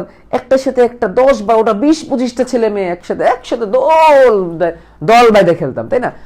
একসাথে দল বেঁধে খেলতাম। হ্যাঁ, কোনো নাই, কোনো দূরত্ব নাই। হ্যাঁ, কোনো ছেলে মেয়ে কোনো ভেদাভেদ নাই, ছেলে মেয়ে একসাথেই খেলতাম। পরে তো বড় হওয়ার পরে, এই যে এই বয়স হয়ে যাওয়ার পরে আর কি বুঝছি ছেলে আর মেয়ে আলাদা আলাদা, মানে এগুলো হচ্ছে মানে ট্রেডিশন আর কি। আমার ক্ষেত্রে অবশ্যই এরকম ছিল, বাট বেশিরভাগ ক্ষেত্রে এরকম ছেলে আর মেয়ে আলাদা আলাদা হয়ে যায়, ছেলেরা ছেলেদের মতো খেলে, মেয়েদের মতো খেলে। বাট প্রথম দিকে তো সব একসাথেই খেলতো, তাই না? তো বাচ্চা যেহেতু, তো বাচ্চারা কি হবে? বাচ্চারা হচ্ছে সব একসাথে থাকবে, তাই নাকি? তার মানে কি? ঘন সন্নিবেশিত, ঘন সন্নিবেশিত, মানে কি ঘন সন্নিবেশিত এবং আন্তঃকোষীয় ফাঁক নাই, আন্তঃকোষীয় ফাঁক নেই, আন্তঃকোষীয় ফাঁক নেই। তার মানে কি, তার মানে হচ্ছে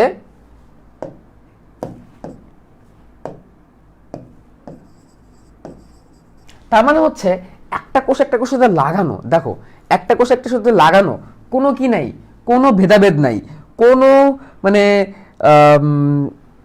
একটা থেকে একটা কোনো দূরত্ব নাই। দেখো একটাকে একটা সাথে লাগানো, একটা সাথে দেখো একটা লাগানো, একসাথে 10 মিলে করি কাজ, হারি জিতে নাইলে সেই টাইপের।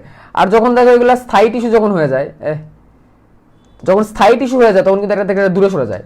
যেমন আমি তোমাদের দেখাই, যখন এরা স্থায়ী টিস্যু হয়ে যাবে, যখন বড় হয়ে যাবে, যেমন ধরো কুতুব আঙ্কেল, সখিনা আন্টি, এরা কিন্তু সবার সাথে মেশে না, এরা হচ্ছে তাদের ক্লাস অনুযায়ী মেশে। হ্যাঁ, তারা হচ্ছে গুলশান উত্তরা থাকে, তো গুলশান উত্তরা মানুষের সাথে তারা কিন্তু মেলামেশা করে, অন্যদের সাথে কিন্তু তারা মেলামেশা করে না।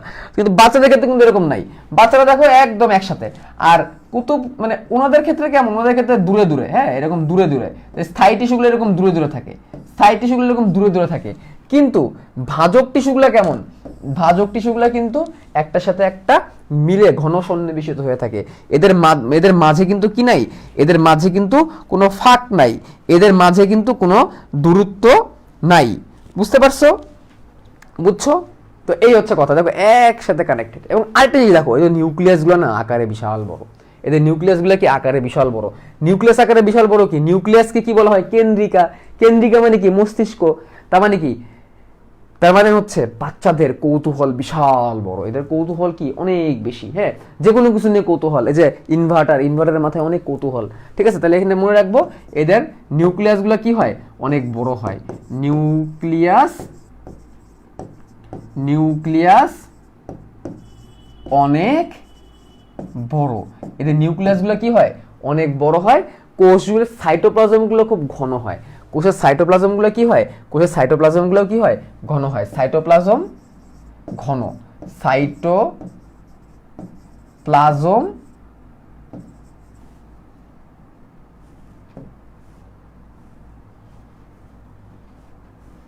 সাইটোপ্লাজম ঘন হয়, সাইটোপ্লাজমগুলো কি হয়, ঘন হয়। তো সাইটোপ্লাজম ঘন হওয়া মানে কি, সাইটোপ্লাজম ঘন হওয়া মানে তো বুঝছোই যে, এটা জিনিস খেয়াল করো, সে বাচ্চা, সে কি করবে, দৌড়াদৌড়ি করবে।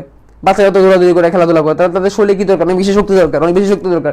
অনেক বেশি শক্তি মানে কি, প্রত্যেকটা কোষের মধ্যে অনেক বেশি মাইটোকন্ড্রিয়া, অনেক বেশি শক্তি। তো এই জন্য কি হয়, মাইটোকন্ড্রিয়া বেশি মানে কি, ঘন। তাহলে সাইটোপ্লাজমগুলো এই জন্য কি হয়, সাইটোপ্লাজমগুলো কিন্তু অনেক বেশি ঘন হয়, সাইটোপ্লাজমগুলো এই জন্য কি হয়, অনেক বেশি ঘন হয়। ঠিক আছে, এরপরে দেখো এরপরে পয়েন্ট কি, এরপরে পয়েন্ট হচ্ছে এরা সর্বদা সক্রিয়। সর্বদা সক্রিয়, সর্বদা সক্রিয় মানে কি, সারাদিন দৌড়াঝুরি করে বেড়া। 4 বছর 5 বছরের বাচ্চা সারাদিন দেখবে দৌড়াবে, সারাদিন দেখবে দৌড়াবে। তুমি কি, তুমি যে স্কুল থেকে আইসা একদম ফ্যানের নিচে যে ঘুমাও, মোবাইলটা হাতে নিয়ে যা ঘুমাও, এই তো ঘুমাইলাম তো ঘুমাইলেবি। কিন্তু এরা কি সর্বদা কি সক্রিয়, এরা সর্বদা কি সক্রিয়। এবং এদের বিপাকীয় হার বেশি, এদের কি বিপাকীয় হার বেশি। তো বিপাকীয় হার বেশি মানে কি, এদের মধ্যে কার্যক্রম বেশি হয়, এদের মধ্যে সালোক সংশ্লেষণ বেশি হয়, এদের মধ্যে শ্বসন বেশি হয়। কারণ স্বাভাবিক, সে গ্রোয়িং, বাচ্চাটা কি হচ্ছে, তৈরি হচ্ছে, বাচ্চাটা কি হচ্ছে, বড় হচ্ছে। তার মধ্যে কি থাকবে, তার মধ্যে যে কোনো কিছু চাহিদা বেশি থাকবে, তার মধ্যে খাবারের চাহিদা বেশি থাকবে, তাকে বেশি বেশি খাবার দিয়ে, পুষ্টিজাতীয় খাবার দিয়ে বড় করতে হবে। আর যত বেশি পুষ্টিজাতীয় খাবার দিবা, তত কি হবে, বিপাকীয় হার বাড়বে, তত সেই বিপাকের হার বাড়বে, সালোক সংশ্লেষণ বাড়বে, শ্বসন বাড়বে। কারণ এই সময় তো গ্রোয়িং টাইম, গাছটা তো খুব দ্রুত বড় হচ্ছে, এই জন্য তার বিপাকীয় হার বেশি এবং গাছটা অনেক বেশি কি, গাছটা অনেক বেশি সক্রিয়। ঠিক আছে, এবং এদের মধ্যে কোনো সঞ্চিত খাদ্য নেই, কোনো সঞ্চিত খাদ্য নেই, কোনো বর্জ্য নেই, কোনো বর্জ্য নেই, কোনো বর্জ্য নেই এবং কোনো ক্ষরণ নেই, কোনো ধরনের ক্ষরণও নেই, মানে নাই। দেখো বাচ্চা, সে কি আর খাবার সঞ্চয় নিয়ে ভাববে, বাচ্চা সে কি আর ধরো এই সেভিংস নিয়ে ভাববে, সেভিংস কে করবে, কুতুব আর সখিনা করবে। তার মানে তার মধ্যে কোনো সঞ্চিত খাদ্য নাই, কোনো বর্জ্য নাই, তার মনে কোনো বিষ নাই। বাচ্চা তো বিষ থাকবে ওদের মনে, বাপ মা ওদের মনে বিষ, ওরা হচ্ছে বড় মানুষ। ঠিক আছে, এদের কোনো বর্জ্য নাই এবং কোনো ক্ষরণ নাই। ক্ষরণ ব্যাপারটা কি? ক্ষরণ ব্যাপারে তুমি এভাবে চিন্তা করতে পারো, এটা তো পিচ্ছি, এটা তোমার বয়সন্ধিকালে এখনো আসে নাই, তাহলে এদের কি আর শুক্রাণু ডিম্বাণু তৈরি হবে? এদের কি আর কোনো কিছু ক্ষরণ হবে? এদের তো সেরকম কোনো হরমোন তৈরিই হবে না। তারপরে এদের কোনো কি নাই? এদের কোনো ক্ষরণও নাই। এদের কোনো কি নাই? এদের কোনো ক্ষরণ নাই। এবং এদের আকৃতি গোলাকার হইতে পারে। এক একটা বাচ্চা এক এক রকম না, একটা বাচ্চার আগ্রহ কিন্তু এক এক রকম, কারণ তাদের কিন্তু স্কুলে ভর্তি করা নাই, সায়েন্স কমার্স আর্টস কি তারা বোঝে না। তা গোলাকার, ডিম্বাকার, আয়তাকার, ঠিক আছে, বহুভুজাকার, বহুভুজাকার। এবং এদের প্লাস একটা কথা তোমাদের বই লাগাছে, এদের প্লাস্টিডগুলো প্রোপ্লাস্টিড অবস্থায় থাকে। প্রোপ্লাস্টিড মানে কি? প্রাথমিক প্লাস্টিড, ঠিক আছে। প্রাথমিক প্লাস্টিড মানে তো বুঝে, মানে জাস্ট এই যে তৈরি হচ্ছে, জাস্ট সবার মতো তৈরি হচ্ছে, পুরোপুরি তৈরি হয়ে পারে নাই, এরকম টাইপের আর কি, ঠিক আছে, বুঝতে পারছো? এই যে যে জিনিসগুলো আমরা পড়লাম, এই যে জিনিসগুলো বললাম, এগুলো হচ্ছে কার বৈশিষ্ট্য? এগুলো হচ্ছে ভাজক টিস্যুর বৈশিষ্ট্য। এগুলো কার বৈশিষ্ট্য? এগুলো হচ্ছে ভাজক টিস্যুর বৈশিষ্ট্য। এই কয়টা বৈশিষ্ট্য তোমাদের আমি মনে করি মুখস্থ করার দরকার নাই, একটা বাচ্চার সাথে কম্পেয়ার করবা। বৈশিষ্ট্যগুলো পড়ার সময় কি করবা? একটা বাচ্চার সাথে কম্পেয়ার করবা, একটা বাচ্চা কেমন, একটা বাচ্চা দেখতে কেমন, একটা বাচ্চা কেমন, এই জিনিসটার সাথে কম্পেয়ার করবা, দেখবা তোমার জন্য ভাজক টিস্যু একদম কি হয়ে গেছে, ইজি হয়ে গেছে। এগুলোকে মুখস্থ করার কোনো মানে নাই, কোনো দরকার নেই এগুলোকে মুখস্থ করার। তাহলে আমরা ভাজক টিস্যুর নিউক্লিয়াস দেখলাম, ভাজক টিস্যুর সাইটোপ্লাজম দেখলাম, ঘন। তো ভাজক টিস্যুর কাঁচ দেখো, এটা উদ্ভিদকে কি করবে? দৈর্ঘ্যে বৃদ্ধি করবে। উদ্ভিদ কি হবে? বড় হবে। একটা গাছ কি হবে? বড় হবে। যেমন একটা বাচ্চা যেভাবে বড় হয়, বাচ্চা বড় হয়, বাচ্চা মোটা হয়, তেমনি মোটা যেহেতু বললাম, এই যে কাণ্ড মোটা হয়, গাছটা যে মোটা হয়, এটা কিন্তু ভাজক টিস্যুর কারণে। যত মোটা হবে, যত বড় হবে, তত মোটা হবে। তাহলে ধরো বাচ্চাটা দৈর্ঘ্যে বড় হবে, বাচ্চা একটু মোটু সুটো হবে, বেশি বেশি খাওয়াচ্ছে তাই। তারপরে স্থায়ী টিস্যু তৈরি হবে। স্থায়ী টিস্যু তৈরি হওয়া মানে কি?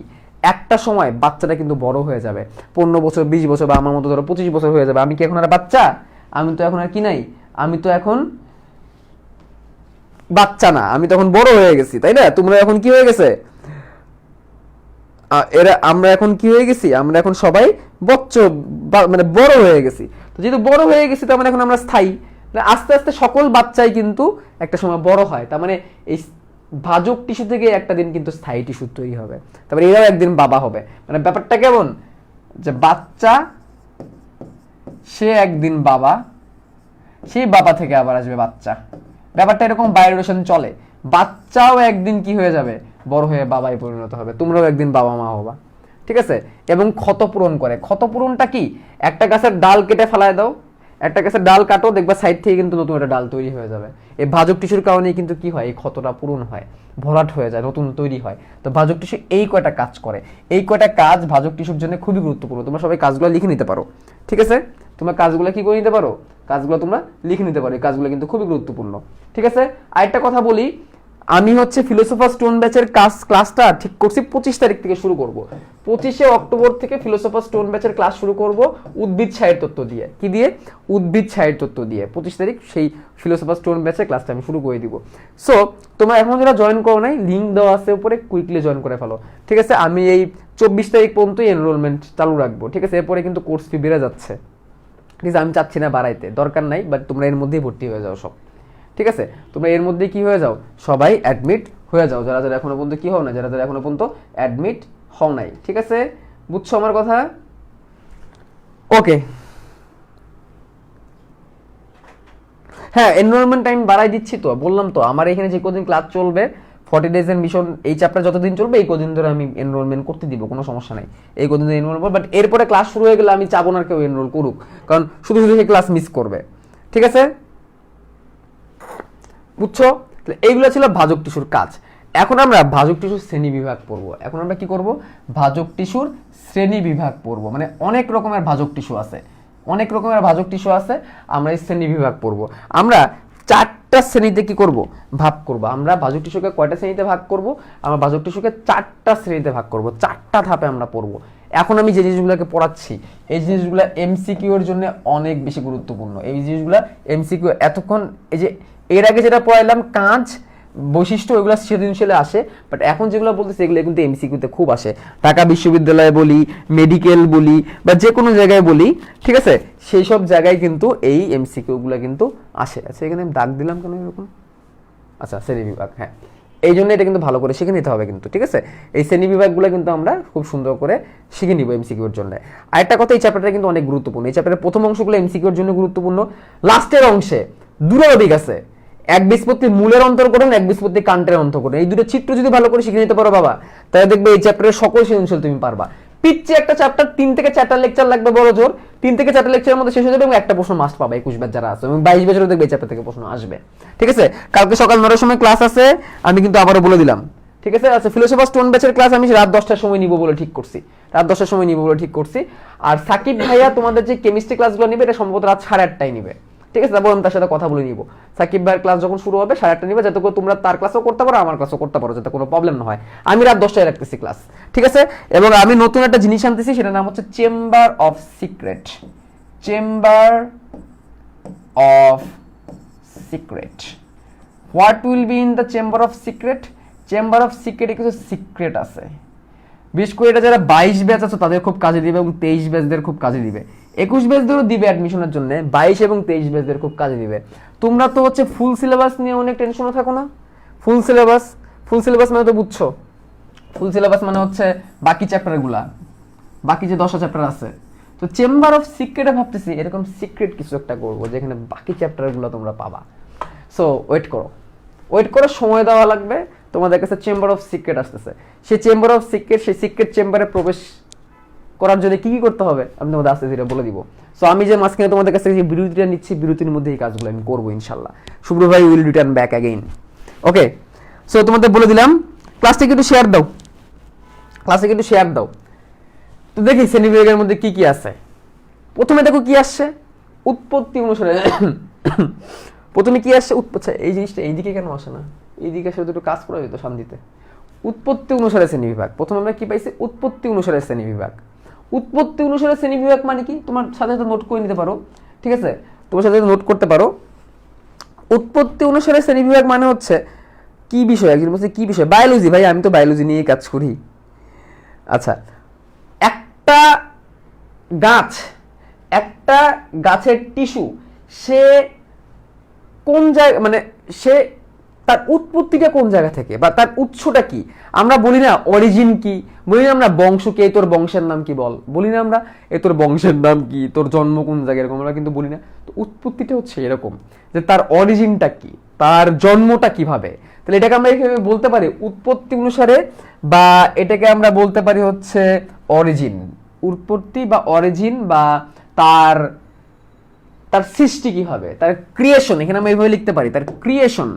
একটা টিস্যুর ক্রিয়েশন কিভাবে হয়েছে, একটা টিস্যুর ক্রিয়েশন কিভাবে হয়েছে, সেগুলো নিয়ে আমরা এখানে কথাবার্তা বলবো, যে টিস্যুটা আসলে কোন জায়গা থেকে আসছে, টিস্যুটা আসলে কিভাবে আসছে, ঠিক আছে?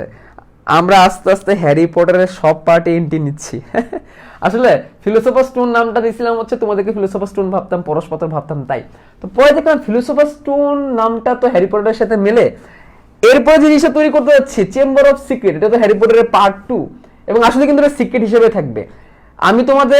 আমি একটু প্ল্যানটা শেয়ার করি তোমাদের, তোমরাও আইডিয়া দিতে পারো।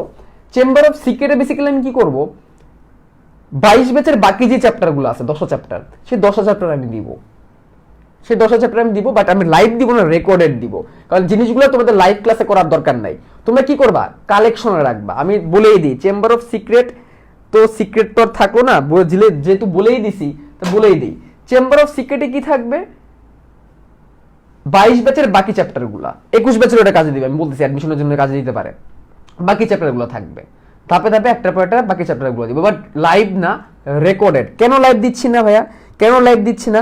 বিকজ সেই চ্যাপ্টারগুলো তোমাদের সিলেবাসে নাই। সো লাইভ করে একটা পার্টিকুলার টাইমে বসে সময় নষ্ট করার মানে হয় না, এই জন্য আমি এটা রেকর্ডেড দিচ্ছি। তুমি যে কোনো সময় রাত 10টা বাজুক, 11টা বাজুক, 12টা বাজুক, 3টা বাজুক, 4টা বাজুক, ঠিক আছে, যে কোনো সময় বসে সেই ক্লাসগুলো করতে পারবা, যে কোনো সময় বসে তুমি কালেকশনে রাখতে পারো। 21 ব্যাচ সেম, ওই ক্লাসগুলোকে তুমি তোমার কালেকশনে রাখবা, যে কোনো সময় দরকার হলে কই নিবা। এমন হলে ধরো তোমাকে বললো ফুল সিলেবাস হবো, পরীক্ষা হবে, দেন তুমি এত কিছু কোথায় খুঁজবা? শুভ্র ভাইয়ের ক্লাস থাকবে। সো এগুলো কি থাকবে, রেকর্ডেড থাকবে, এবং সেই রেকর্ডেড গুলো আমি তোমাদের একসাথে দিব না।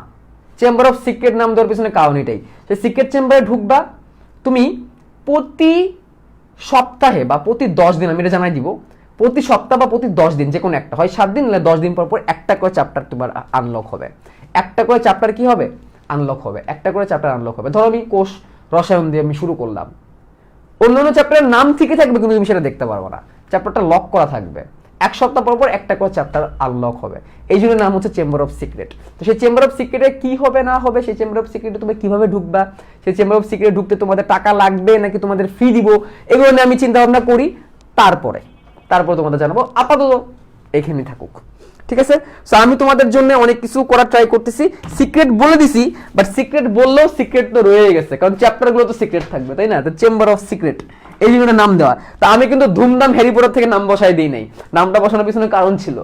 ওকে, তারপরে দেখো অবস্থান অনুসারে, এরপরটা কি, এরপরটা হচ্ছে অবস্থান অনুসারে। অবস্থান অনুসারে মানে কি, লোকেশন, সেই টিস্যুটা কোন জায়গায় আছে, সেই টিস্যুটা কোন জায়গায় আছে, এই লোকেশন অনুযায়ী আমরা কি করব, ভাগ করব। আমরা কি করব, ভাগ করব। তো একটু ইয়ে করো, মানে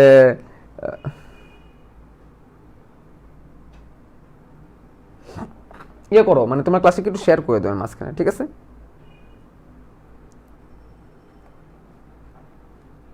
ওকে, কবে আসবে ভাইয়া জানি না, আসবে। তাহলে কোন জায়গায় আছে কোনগুলা, সেটা হচ্ছে লোকেশন। তারপর দেখো কোষ বিভাজন অনুসারে, কোষটা কিভাবে বিভাজন হচ্ছে, কয় তলে, এটা হচ্ছে তল, এক তলে, দুই তলে না তিন তলে। কিছু কিছু টিস্যু দেখবা একদম সুতার মতো, কিছু কিছু টিস্যু যেমন গাছের পাতা, পাতার মতো দ্বিমাত্রিক। সুতা তো একমাত্রিক, পাতা কিন্তু দ্বিমাত্রিক। কিছু কিছু টিস্যু আছে কিন্তু ত্রিমাত্রিক, যেমন গাছের কাঠ, গাছের কাঠ কিন্তু কি ত্রিমাত্রিক। তাহলে কয় তলে কোষটা বিভাজন হচ্ছে, সুতার মতো এক তলে হচ্ছে, গাছের পাতার মতো দুই তলে হচ্ছে, নাকি একদম গাছের কাঠের মতো তিন তলে হচ্ছে, এইটা হচ্ছে কোষ বিভাজন অনুসারে আবার ভাজক টিস্যু আছে, যে কোষটা কয় তলে ভাগ হচ্ছে, কয় ভাবে ভাগ হচ্ছে, ঠিক আছে? সবশেষে কাজ অনুসারে, কাজ মানে তো বুঝছো ফাংশন, কাজ মানে কি ফাংশন, মানে হচ্ছে কোষগুলা কি কাজ করতেছে, মানে ওই বিভাজনের ফলে কি লাভ হচ্ছে, বিভাজনের ফলে কি লাভ হচ্ছে, গাছের কি আবরণ তৈরি হচ্ছে, নাকি গাছের কাঠ তৈরি হচ্ছে, নাকি গাছের জাইলেম ফ্লোয়েম তৈরি হচ্ছে। এই চার ভাবে আমি কি করতে পারি, ভাজক টিস্যুগুলোকে ভাগ করতে পারি। তাহলে ভাজক টিস্যু কিভাবে তৈরি হচ্ছে, উৎপত্তি হচ্ছে, সেভাবে আমি ভাগ করতে পারি। ভাজক টিস্যুগুলো কোন জায়গায় আছে, মাথায় আছে নাকি লেজে আছে না সাইডে আছে, এভাবে আমি ভাগ করতে পারি। ভাজক টিস্যুগুলার কয় তলে ভাগ হচ্ছে, এভাবে আমি ভাগ করতে পারি। ভাজক টিস্যুগুলার কি কাজ করতেছে, এভাবে আমি কি করতে পারি, ফাংশন অনুযায়ী ভাজক টিস্যুগুলোকে আমরা কি করতে পারি, ভাগ করতে পারি। বুঝতে পারছো? তো এইভাবে আমি ভাজক টিস্যুগুলোকে আমরা কি করি, ভাগ করি, ঠিক আছে? একটা লং টাইমের জন্য রেকর্ড থাকলে ভালো হবে, কারণ 22 ব্যাচের বেশিরভাগ দেখবে পরীক্ষার পর। পরীক্ষার পর দেখো বা যখনই দেখো আমি এটা রেখে দিব, সবার জন্য রেখে দিব, কারণ তোমরা অনেকেই ফুল সিলেবাস চাও। সো এটা হচ্ছে তোমাদের রেকর্ড, মানে এটা জাস্ট কালেকশনে রাখবা তোমরা, জাস্ট ফর, যেমন ধরো কোষ রসায়ন এমন একটা চ্যাপ্টার, এই চ্যাপ্টার না পারলে অন্য চ্যাপ্টারের প্রবলেম হয়, সো এখানে থেকে গেল। সো তোমার যখন কোষ রসায়নটা একটু পড়ার ইচ্ছে থাকবে, সেখানে তুমি জাস্ট একটু জানার জন্য এখান থেকে ঘুরে আসবা, ঠিক আছে? বাবা তোমাদের কিন্তু সামনে একটু ঝামেলা আছে। ঝামেলাটা কোন জায়গায়, তোমরা কিন্তু শর্ট সিলেবাস পড়তেছো, ফুল সিলেবাস পড়তেছো না। ভবিষ্যতে যখন তোমার টিচার হবা, কেউ না কেউ তো টিচার হবা, তাই না? তোমাদের কিন্তু ফুল সিলেবাস লাগবে, কারণ স্টুডেন্টকে তুমি শর্ট সিলেবাস পড়াবা। এই যে সামনে যে 23 ব্যাচ আসতেছে, 23 ব্যাচের কি শর্ট সিলেবাস থাকবে? 23 ব্যাচের তো ফুল সিলেবাস থাকবে, তখন তোমরা তাদেরকে যে কেমনে পড়াবা। সো এই জন্য ফুল সিলেবাস লাগবে, ঠিক আছে? 21 ব্যাচ 22 ব্যাচ বোথ লাগবে। ওকে, এবার আগাই আমরা। প্রথমে উৎপত্তি অনুসারে যাই। আমরা প্রথমে কোথায় যাব, উৎপত্তি অনুসারে। তো উৎপত্তি অনুসারে কোষগুলা কিন্তু কি, উৎপত্তি অনুসারে ভাজক টিস্যু আবার 3 রকমের। উৎপত্তি অনুসারে ভাজক টিস্যু আবার কয় রকমের, 3 রকমের। উৎপত্তি অনুসারে ভাজক টিস্যু কয় রকমের, 3 রকমের। কয় রকমের, 3 রকমের। এখন এই 3 রকম কেমনে, 3 রকম কিভাবে কি, এটা চলো একটু তোমাদের আমি একটু বুঝাই, একটু ঠান্ডা মাথায়, একটু ঠান্ডা মাথায় শুনতে হবে। ধরো কুতুব, কুতুব আঙ্কেলের শুক্রাণু, কুতুব আঙ্কেলের শুক্রাণু, সখিনা আন্টির ডিম্বাণু। কুতুব সখিনা সব জায়গায়, উদ্ভিদ বিজ্ঞানে কুতুব সখিনা থাকবে।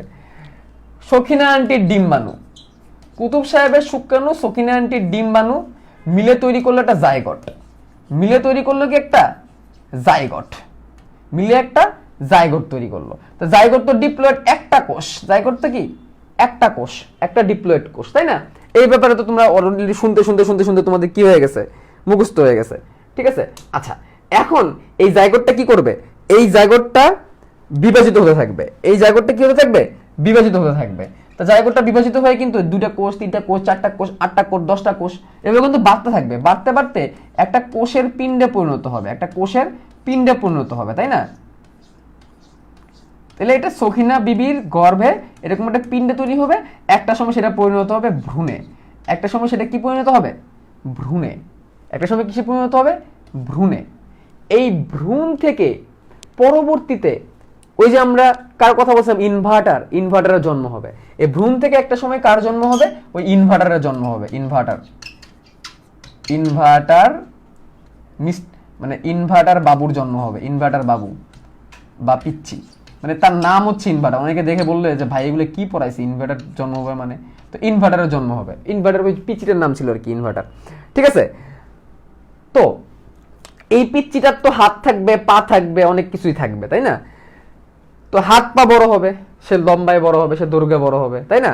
সেভাবে বড় হবে, সে একটা সময় বড় হতে থাকবে, বড় হতে থাকবে, বড় হতে থাকবে, একটা সময় বড় হইতে হইতে, একটা সময় বড় হইতে হইতে সে পুরাপুরি কি হয়ে যাবে, অ্যাডাল্ট হয়ে যাবে, পুরাপুরি অ্যাডাল্ট হয়ে যাবে। সে আর বড় হবে না, সে আর কি হবে না, বড় হবে না, সে আর বড় হবে না। কিন্তু তারপরেও কিন্তু আবার তাকে বিয়ে দেওয়ার পরে সে কিন্তু তার কি করবে, এই কুতুব সখিনা নাতিপুতি তৈরি করবে, নাতিপুতি, নাতি নাতনি তৈরি করবে, নাতি নাতনি তৈরি করবে। কার নাতি নাতনি, কুতুব সখিনা নাতি নাতনি তৈরি করবে। কিন্তু তার মানে কি দাঁড়ালো, ব্যাপারটা দাঁড়ালো এরকম যে কুতুব সখিনার জাইগোট ভ্রূণ, ভ্রূণ থেকে হইলো ইনভার্টার পিচ্ছি, সেই ইনভার্টার নামক পিচ্ছি এখন সে বড় হচ্ছে, গ্রোয়িং, তার মানে সে বিভাজিত হচ্ছে। একটা সময় কিন্তু সে অ্যাডাল্ট হয়ে যাবে, লাইক আস, আমাদের মতো। আমরা তো বড় হবো না, বিশেষ করে আমি, তোমরা তো তাও একটু বড় হওয়ার সুযোগ আছে, তোমরা তো তার 21 হয় নাই, বড় হবো না। একটা সময় তার বিয়ে হবে, তার বাচ্চা কাচ্চা হবে, তাহলে কি সে কিন্তু স্থায়ী টিস্যুতে পরিণত হয়ে গেছিল, সে কিন্তু স্থায়ী টিস্যুতে পরিণত হয়ে গেছে, তার থেকে কিন্তু বাচ্চা কাচ্চা হয়েছে। এই ব্যাপারটা গাছের ক্ষেত্রে চিন্তা করো, গাছ, গাছের জাইগোট থেকে ভ্রূণ, এটা হচ্ছে গাছের ভ্রূণ, এটা হচ্ছে কি গাছের ভ্রূণ, গাছের ভ্রূণ। এই ভ্রূণ থেকেই কিন্তু গাছের ডাল পাল সব হওয়া শুরু করে, তাহলে কি বিভাজন হওয়া আরম্ভ শুরু করে। তাহলে এই ভ্রূণ অবস্থায়, ভ্রূণ অবস্থায় যে বিভাজনটা শুরু হয় সেটা হচ্ছে শুরুর বিভাজন, এটাকে বলা হয় প্রারম্ভিক ভাজক টিস্যু।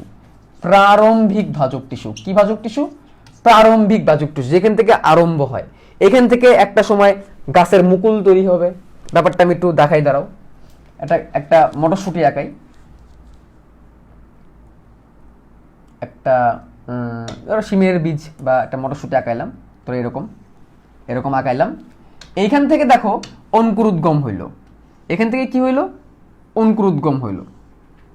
এই দেখো একটা অঙ্কুরোদ্গম হইল, মানে ভ্রূণটা যে সৃষ্টি হয়েছে সেটা বুঝাচ্ছি, ভ্রূণের সৃষ্টি হয়েছে এবং নিচের দিকে দেখো একটা মূলের মতো তৈরি হয়েছে, মানে আমি বুঝাইলাম যে এখানে কিসের তৈরি হয়েছে, ভ্রূণের তৈরি হয়েছে।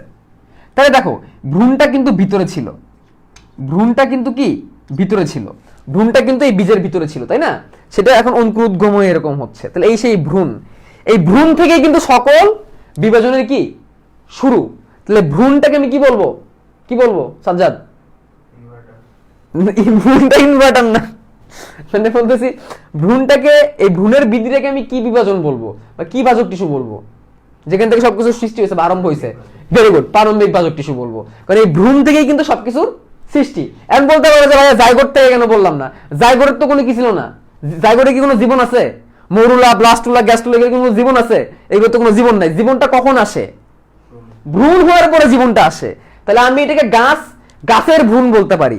এবং সেখান থেকে একটা সময় এই পাতার বিভাজন শুরু হবে, একটা সময় মূলের বিভাজন শুরু হবে। তাহলে এদের আরম্ভটা কোন জায়গা থেকে হয়েছে, ভ্রূণ থেকে। তাহলে ভ্রূণের যে বিভাজন, যেই বিভাজনের ফলে আমি পাতা মাতা পাচ্ছি, অঙ্কুরোদ্গম পাচ্ছে, এই বিভাজনটাকে কি বিভাজন বলবে, প্রারম্ভিক ভাজক টিস্যু বলবে। এটাকে কি বলবে, প্রারম্ভিক ভাজক, যেখান থেকে কি হয়েছে, আরম্ভ হয়েছে, যেখান থেকে কি হয়েছে, আরম্ভ হয়েছে। তাহলে ভ্রূণ থেকে অঙ্কুরোদ্গম হওয়া পর্যন্ত, তাহলে আমি একটু লিখে দেখে নেই, ভ্রূণ থেকে কি হওয়া পর্যন্ত, অঙ্কুরোদ্গম, ভ্রূণ থেকে কি হওয়া পর্যন্ত, অঙ্কুরোদ্গম হওয়া পর্যন্ত, মাঝখানে যে বিভাজন, ভ্রূণ থেকে অঙ্কুরোদ্গম হওয়া পর্যন্ত, এবং অঙ্কুরোদ্গম হওয়ার পরে কিছু সময়, অঙ্কুরোদ্গম হওয়া পর্যন্ত মাঝখানে যে বিভাজন, সেই বিভাজনটাকে আমি কি বলবো, প্রারম্ভিক ভাজক টিস্যু বলবো বা প্রারম্ভিক ভাজক টিস্যুর বিভাজন বলবো। বুঝছি? এরপরে দেখো পিচ্চিটা বড় হয়েছে, ইনভার্টার কি হয়েছে, বড় হয়েছে। এরপরে কি হয়েছে, ইনভার্টার বড় হয়েছে। তো ইনভার্টার যে বড় হচ্ছে তো তার ব্যাপারটা কেমন চিন্তা করো, সে দৈর্ঘ্যও বড় হচ্ছে, সে কি প্রস্থও বড় হচ্ছে। তাহলে দেখো এই যে গাছের পাতা এটাও বড় হবে, এটাও বড় হবে, ঠিক আছে। এবং এখান থেকে আরো অনেক ডালপালা কি হবে, সৃষ্টি হবে, বড় হইতেই থাকবে, লম্বা হইতেই থাকবে। তো এইটাকে আমরা বলবো প্রাথমিক ভাজক টিস্যু। এটাকে আমরা কি বলবো, এটাকে আমরা বলবো প্রাথমিক ভাজক টিস্যু। মানে প্রারম্ভিক থেকেই কিসের সৃষ্টি, প্রাথমিকের সৃষ্টি। এবং একটা সময় যে ইনভার্টার কিন্তু কি হয়ে যাবে, অ্যাডাল্ট হয়ে যাবে, তার মানে সে কি স্থায়ীতে পরিণত হয়ে যাবে। তাহলে প্রাথমিকটা একটা সময় কি হয়ে যাবে, স্থায়ীতে পরিণত হয়ে যাবে। কিন্তু স্থায়ীতে পরিণত হওয়ার পরে সে আবার কি করতে পারে, বিয়ে করে আবার বাচ্চা কাছে যেতে পারে। তেমনি স্থায়ী টিস্যু থেকে আবার কি হইতে পারে, ভাজক টিস্যু তৈরি হতে পারে। স্থায়ী টিস্যু থেকে আবার কি তৈরি হতে পারে, ভাজক টিস্যু হতে পারে। সেইটাকে আমরা বলবো সেকেন্ডারি ভাজক টিস্যু। সেটাকে আমি কি বলবো, সেকেন্ডারি ভাজক টিস্যু। তাহলে এটা কোনখান থেকে তৈরি, স্থায়ী টিস্যু থেকে তৈরি। মানে স্থায়ী টিস্যু থেকে হঠাৎ করে আবার কি শুরু হতে পারে, বিভাজন শুরু হতে পারে। তাহলে আমি ব্যাপারটাকে যদি একটা ফ্লো চার্টে দেখি, ব্যাপারটাকে যদি আমি একটা ফ্লো চার্টে আঁকায় দিই, তাহলে ব্যাপারটা এরকম থাকবে। ভ্রূণ থেকে আমি কি পাইলাম, প্রাথমিক থেকে আমি কি পাইলাম, স্থায়ী থেকে আমি কি পাইলাম, সেকেন্ডারি। স্থায়ী থেকে আমি কি পাইলাম, সেকেন্ডারি। তাহলে কিন্তু প্রাথমিক থেকে কিন্তু কখনো কি হবে না, সেকেন্ডারি হবে না। ভ্রূণ থেকে কিন্তু কি হবে না, সেকেন্ডারি হবে না। তাহলে সেকেন্ডারি বিভাজন কি হয়, অনেক পরে হয়। তোমাদের বইয়ের মধ্যে কথাটা লিখছে যে সেকেন্ডারি ভাজক টিস্যু অনেক পরে তৈরি হয়। ব্যাপারটা কেমন, ইনভার্টার জন্মের 25 বছর পর তার বিয়ে হয়েছে, তারপর তার কি হয়েছে, ছেলেমেয়ে হয়েছে। সেম একটা ভ্রূণ থেকে প্রাথমিক ভাজক টিস্যু তৈরি হওয়ার অনেক বছর পরে যায় সেখানে কি তৈরি হয়, বা অনেক দিন পরে যায় সেখানে কি হয়, সেকেন্ডারি ভাজক টিস্যু। তাহলে সেকেন্ডারি ভাজক টিস্যু জন্ম কোন টিস্যু থেকে, স্থায়ী টিস্যু। স্থায়ী টিস্যু জন্ম কোন থেকে, প্রাথমিক থেকে। কিন্তু সেকেন্ডারি জন্ম ডিরেক্টলি কার থেকে না, প্রাথমিক থেকে না। সেকেন্ডারি জন্ম ডিরেক্টলি কার থেকে না, প্রারম্ভিক থেকে না। বুঝছো, এই জায়গাটা ক্লিয়ার, এই জায়গাটা ক্লিয়ার থাকতে হবে। এই জায়গাটা ক্লিয়ার থাকলে সবাই ইয়েস লেখো, এই জায়গাটা ক্লিয়ার থাকলে সবাই ইয়েস লেখো।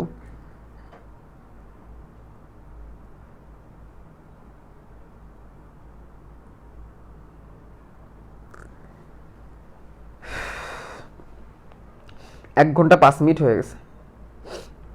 তুমি একটু ক্লাসে লাইক দাও না, লাইক রিয়াকশন বা লাভ একটা কিছু দাও না কেন, লাইভ রিয়াকশন বা একটা কিছু দাও, শেয়ার দাও।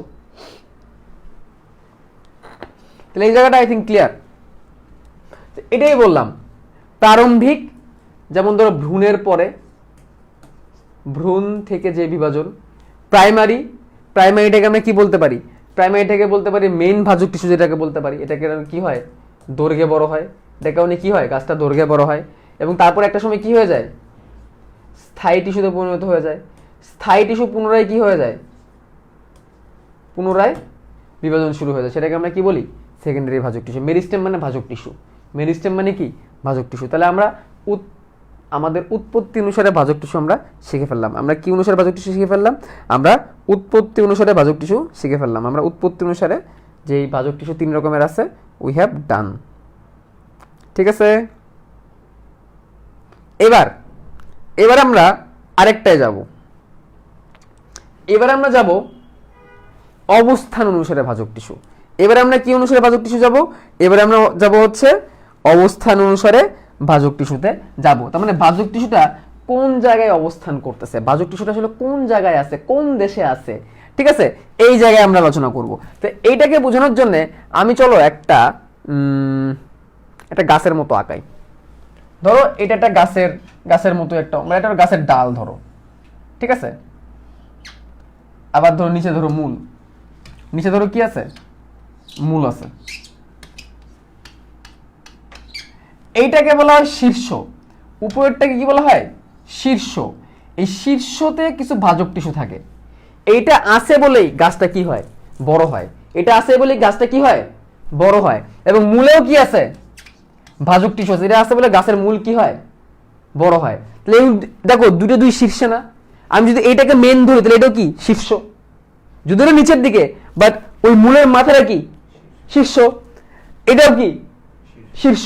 তাহলে শীর্ষ শীর্ষ যেটাকে গাছকে কি করে লম্বা করে, তাহলে এটাকে কি বলে, এটাকে বলা হচ্ছে শীর্ষস্থ ভাজক টিস্যু। এগুলো কিন্তু লোকেশন, এগুলো কিন্তু কি লোকেশন, এবং এগুলো এক ধরনের প্রাইমারি ভাজক টিস্যু। এগুলো এক ধরনের কি প্রাইমারি, এই যে আগে যেটা প্রাইমারি পড়ছিলাম সেই প্রাইমারি এরা। তাহলে আমরা কি পাইলাম, শীর্ষস্থ ভাজক টিস্যু পড়লাম। আমরা কি পড়লাম, আমরা পাইলাম শীর্ষস্থ ভাজক টিস্যু। শীর্ষস্থ ভাজক টিস্যু যেগুলো হচ্ছে অগ্রভাগে থাকে এগুলোকে বলা হয় হচ্ছে মেইন অগ্রভাগের শীর্ষস্থ ভাজক টিস্যু, এগুলো হচ্ছে মূলের শীর্ষস্থ ভাজক টিস্যু। দুই জায়গায় আছে, অগ্রভাগ এবং মূলে দুই জায়গায় পাবো। আচ্ছা, গাছ কি শুধু লম্বাই হয়, গাছ কি মোটা হয় না? গাছ কি মোটা হয় না? গাছ তো মোটাও হয়। তার মানে কি এই গাছটা যেতে যেতে পথে, যেতে যেতে পথে পূর্ণিমা রাতে গাছ হয়েছিল মোটারে। ঠিক আছে, গাছ কি হয় পাশেও বড় হয়, গাছ কি হয় সাইডেও বড় হয়। তো যেগুলা গাছকে সাইডে বড় করে, গাছকে মোটা করে, এগুলাকে বলা হয় কি, এগুলাকে বলা হয় হচ্ছে কি বলে সাজ্জাদ, পার্শ্বীয় ভাজক টিস্যু। এগুলাকে বলা হয় হচ্ছে পার্শ্বীয় ভাজক টিস্যু। এই কারণে গাছ কি হয় বলতো, পার্শ্বীয় ভাজক টিস্যু করলে গাছ কি হয়, গাছ সাইডে বড় হয়। গাছ কি হয়, গাছ সাইডে বড় হয়। তাহলে পার্শ্বীয় ভাজক টিস্যুর সুবাদে গাছ কি হয়, সাইডে বড় হয়।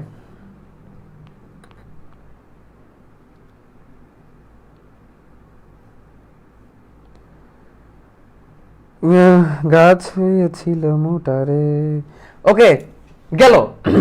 এখন আরেকটা আছে, কিছু কিছু সময় কিছু কিছু ভাজক টিস্যু মাইনকা চিপার মধ্যে পড়ে যায়। মাইনকা চিপা মানে বোঝো, দেখো আমি তোমাদের আঁক আঁকায় দেখাই, আঁক বা বাঁশ, বাঁশই দেখাই, কারণ জীবনটা তো বাঁশের বাগান। এই ধরো একটা বাঁশের নলা বা বাঁশের ডান্ডা, এই ধরো একটা বাঁশের ইয়া, বা তোরা আঁক দিয়ে বুঝাইলে ভালো হবে। আঁক খাইছো না, আঁক, তা আঁকের কেমন হয়, আঁকের মাঝখানে এগুলো কি বলে, কি বলে এগুলো সাজ্জাদ, গিট বলে, তাই না? আঁকের মাঝখানে এগুলো নোট বা গিট বলে, নোট বা গিট বলে। হ্যাঁ, এরকম গিট থাকে, এই গিট, এই গিটগুলো অনেক শক্ত হয়, এই গিটগুলো অনেক শক্ত হয়, গিট। ঠিক আছে, এই দেখো গিট।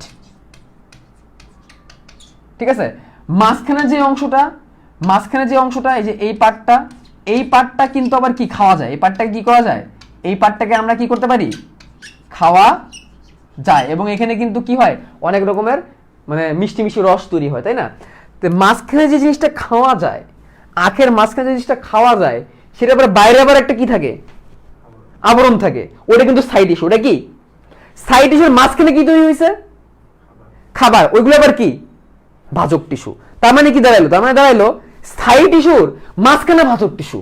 এটাকে বলা হয় কি, দেখো ভাজক টিস্যুটাকে কি করে রাখছে, পেঁচায় রাখছে, নিবেশিত করে রাখছে, এটাকে বলা হয় নিবেশিত ভাজক টিস্যু। মানে কি দুইটা স্থায়ী টিস্যুর মাঝখানে যেটা কি তৈরি হয়, ভাজক টিস্যু তৈরি হয়।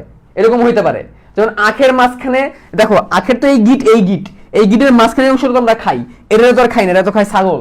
মাঝখানটা তো আমরা খাই না, মাঝখানে যেটা খাই না ওইটা ভাজক, বাট ওটার চারিদিকে আবার একটা কি আছে, ওটার চারিদিকে আবার একটা কি আছে, আবরণ আছে। ওটা কি, ওটা কি স্থায়ী, যে আবরণটা কি স্থায়ী, আবরণটা কি স্থায়ী। তাহলে স্থায়ীর মাঝখানে কি ভাজক, বা দুইটা স্থায়ীর মাঝখানে, বা এটাকেও তুমি যদি স্থায়ী ধরো, যদি এগুলো পুরো গিটগুলো পুরোপুরি স্থায়ী না, বাট মোটামুটি স্থায়ী, একটা সময় কি হয়ে যায়, গিটগুলো শক্ত হয়ে যায়। তো দুইটা স্থায়ীর মাঝখানে একটা কি ভাজক টিস্যু, এবং সেগুলো কি হয় বিভাজিত হয়, সেগুলো কি হয় বড় হয়। কেমনে বুঝলাম বড় হয়, কারণ আখ কি হয়, আখ গাছ কি সারা জীবন ছোট থাকে, আখ গাছ তো সারা জীবন ছোট থাকে না। তাহলে এই এই আবরণের মাঝখানে যে আখটা আছে, আখটা কি হচ্ছে, কিন্তু সেটা কি দিয়ে বাঁধা, স্থায়ী টিস্যুতে বাঁধা। তাহলে স্থায়ী টিস্যুতে বাঁধা, তার মাঝখানে একটা ভাজক টিস্যু কি হচ্ছে বড় হচ্ছে, এটাকে কি বলা হয় নিবেশিত ভাজক টিস্যু।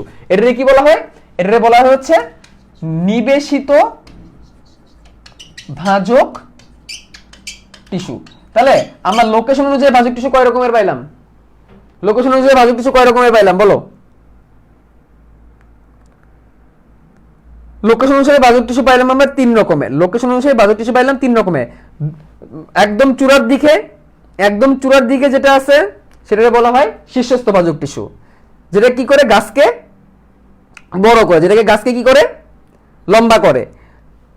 সাইড দিয়ে বড় করার জন্য, মোটা করার জন্য যেটা আছে এটাকে বলা হয় কি পার্শ্বীয় ভাজক টিস্যু। আর যদি এরকম হয় দুইটা স্থায়ী টিস্যুর মাঝখানে একটা ভাজক টিস্যু বড় হচ্ছে, ভাজক টিস্যু বড় হচ্ছে, সেটাকে আমরা কি বলবো নিবেশিত ভাজক টিস্যু। তাহলে অবস্থান অনুসারে ভাজক টিস্যু কয় রকমের? 3 রকমের। অবস্থান অনুসারে ভাজক টিস্যু 3 রকমের, নিবেশিত, পার্শ্বীয়, শীর্ষস্থ। তাহলে শীর্ষস্থ, এই দেখো শীর্ষস্থ, খেয়াল করে দেখো, এই যে শীর্ষস্থ ভাজক টিস্যু, একটু ভালো করে দেখো। এই হচ্ছে কি শীর্ষস্থ ভাজক টিস্যু, এটা হচ্ছে শীর্ষস্থ ভাজক টিস্যু।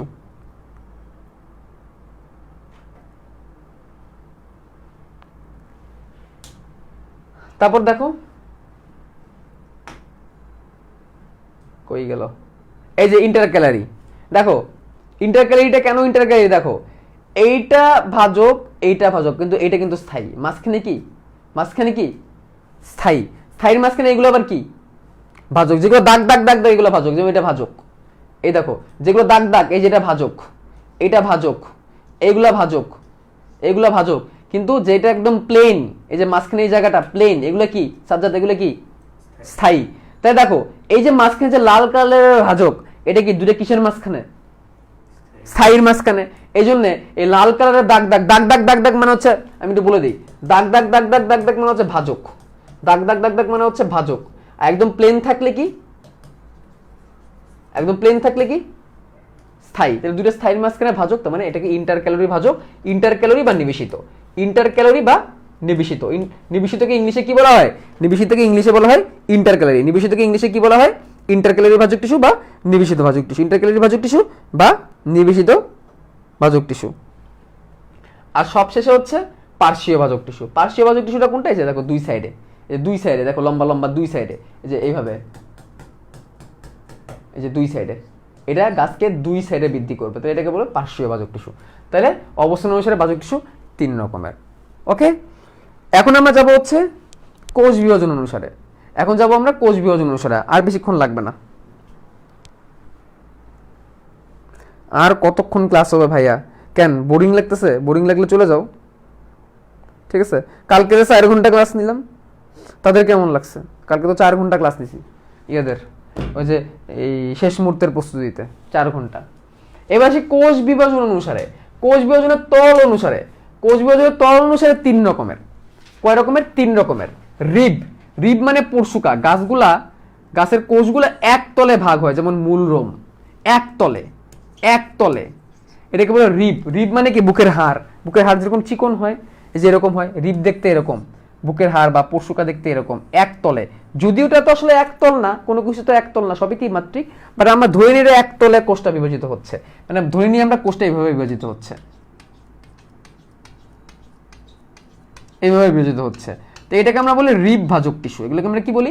রিব ভাজক। মূলের রশ্মি টশ্মিতে এগুলো পাওয়া যায়। তবে প্লেট, যদি কোনো কিছুকে আমরা দুই তলে চিন্তা করি, যেমন ধরো গাছের পাতা, আবারও বলতেছি এই গাছের পাতার তলকে তো 2 তল বলা সম্ভব না, এটাও 3 তল, বাট আমরা গাছের পাতাকে ধরে নিই সে কি হচ্ছে 2 তলে ভাগ হচ্ছে। কয় তলে? 2 তলে। তাহলে যদি কোষগুলা 2 তলে ভাগ হয়, তাহলে সেটাকে আমরা কি বলবো? প্লেট ভাজক টিস্যু বলবো। গাছের পাতা মনে রাখবা, কলা গাছের পাতা দিয়ে একসময় কি বানাইতো? প্লেট বানাইতো। কলা গাছের পাতা দিয়ে প্লেট বানায় পরে খাবার দিত মিলাদে, বুঝছো? তো পাতা দিয়ে মনে রাখবা প্লেট, পাতা দিয়ে মনে রাখবা প্লেট, এবং কয় তলে? 2 তলে। আর যদি 3 তলে বিভক্ত হয়, কয় তলে বিভক্ত হয়? 3 তলেই হয়, তখন সেটাকে আমরা কি বলবো? তখন সেটাকে আমরা কি বলবো? মাস ভাজক টিস্যু। তখন সেটাকে আমরা কি বলবো? মাস ভাজক টিস্যু। কয় তলে?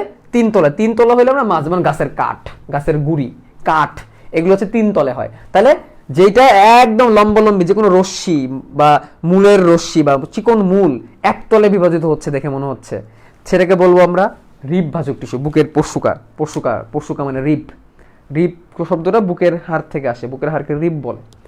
যদি 2 তলে হয় পাতা, প্লেট, গাছের পাতা দিয়ে প্লেট বানাইতো কলা পাতা দিয়া, 3 তলে গাছের গুড়ির মতো হইলে মাছ। ঠিক আছে? তো কোনটার ক্ষেত্রে কি হয় এটা একটু পড়ে নিবা তোমরা, উদাহরণ তো বলেই দিলাম। ঠিক আছে, উদাহরণ তো তোমাদেরকে বলেই দিলাম। ওকে, তাহলে এটা হচ্ছে কোষ বিভাজনের তল অনুসারে। এটা কি? কোষ বিভাজনের তল অনুসারে লিখে দিলাম, কোষ বিভাজন তল অনুসারে, সব শেষে কাজ অনুসারে কি কাজ করতেছে। কুতুব সাহেব একটা বিল্ডিং বানাবে, কুতুব সাহেব একটা কি বানাবে, কুতুব সাহেব একটা বিল্ডিং বানাবে। তাহলে সেই বিল্ডিং বানাইতে গেলে কি করতে হবে, সেই বিল্ডিং বানাইতে গেলে সেই বিল্ডিং এর প্রথমে স্ট্রাকচার তৈরি করতে হবে, তাই না? সেই বিল্ডিং বানাইতে গেলে কি করতে হবে,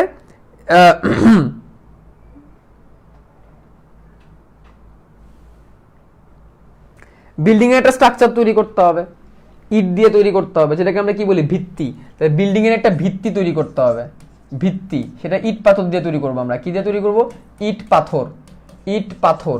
তো গাছের ভিত্তি কি, গাছের ভিত্তি হচ্ছে গাছের কাঠ, যেটাকে আমরা কর্টেক্স বলি, গাছের কাঠ, বা যেটাকে আমরা কি বলি কর্টেক্স বলি। আচ্ছা, শুধু ইট পাথর দিয়ে বিল্ডিং করলে তো হবে না, বাইরে কি করতে হবে, রং করতে হবে, বাইরে একটা প্লাস্টার করতে হবে, তাই না? বাইরে প্লাস্টার করতে হবে, রং করতে হবে। তাহলে এটাকে কি বলি, আবরণ। এটাকে কি বলি, আবরণ। গাছেরও কিন্তু আবরণ আছে, গাছের কিন্তু কি আছে, আবরণ আছে। আবার বিল্ডিং তৈরি করে ফেললাম, আবরণ তৈরি করে ফেললাম, গ্যাসের লাইন দাও নাই, পানির লাইন দাও নাই, মানুষ থাকতে পারবে গ্যাসের লাইন পানির লাইন না দিলে?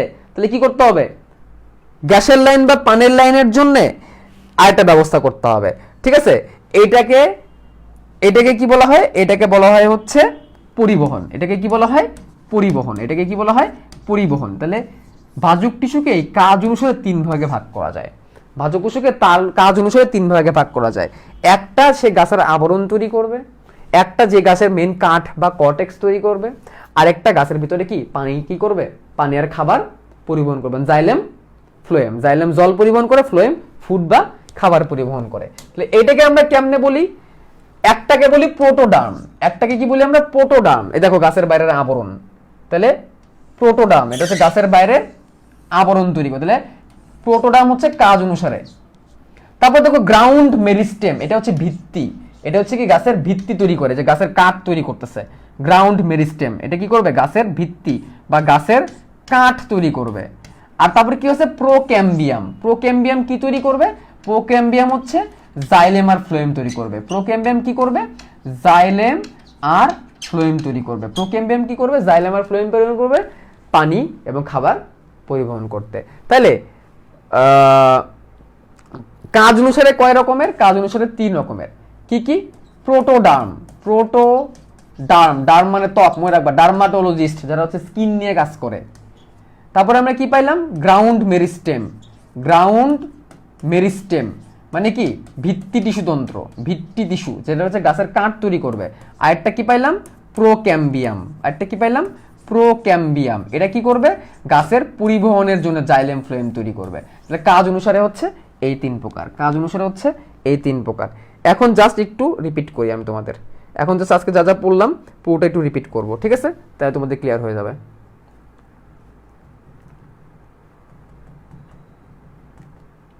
দেখো আমরা আজকে টিস্যু পড়লাম, সকাল 9টার সময় ক্লাস, কিন্তু আমরা আজকে কি পড়লাম, আমরা আজকে টিস্যু পড়লাম। তো টিস্যুতে আমরা কি পড়ছি, টিস্যুতে আমরা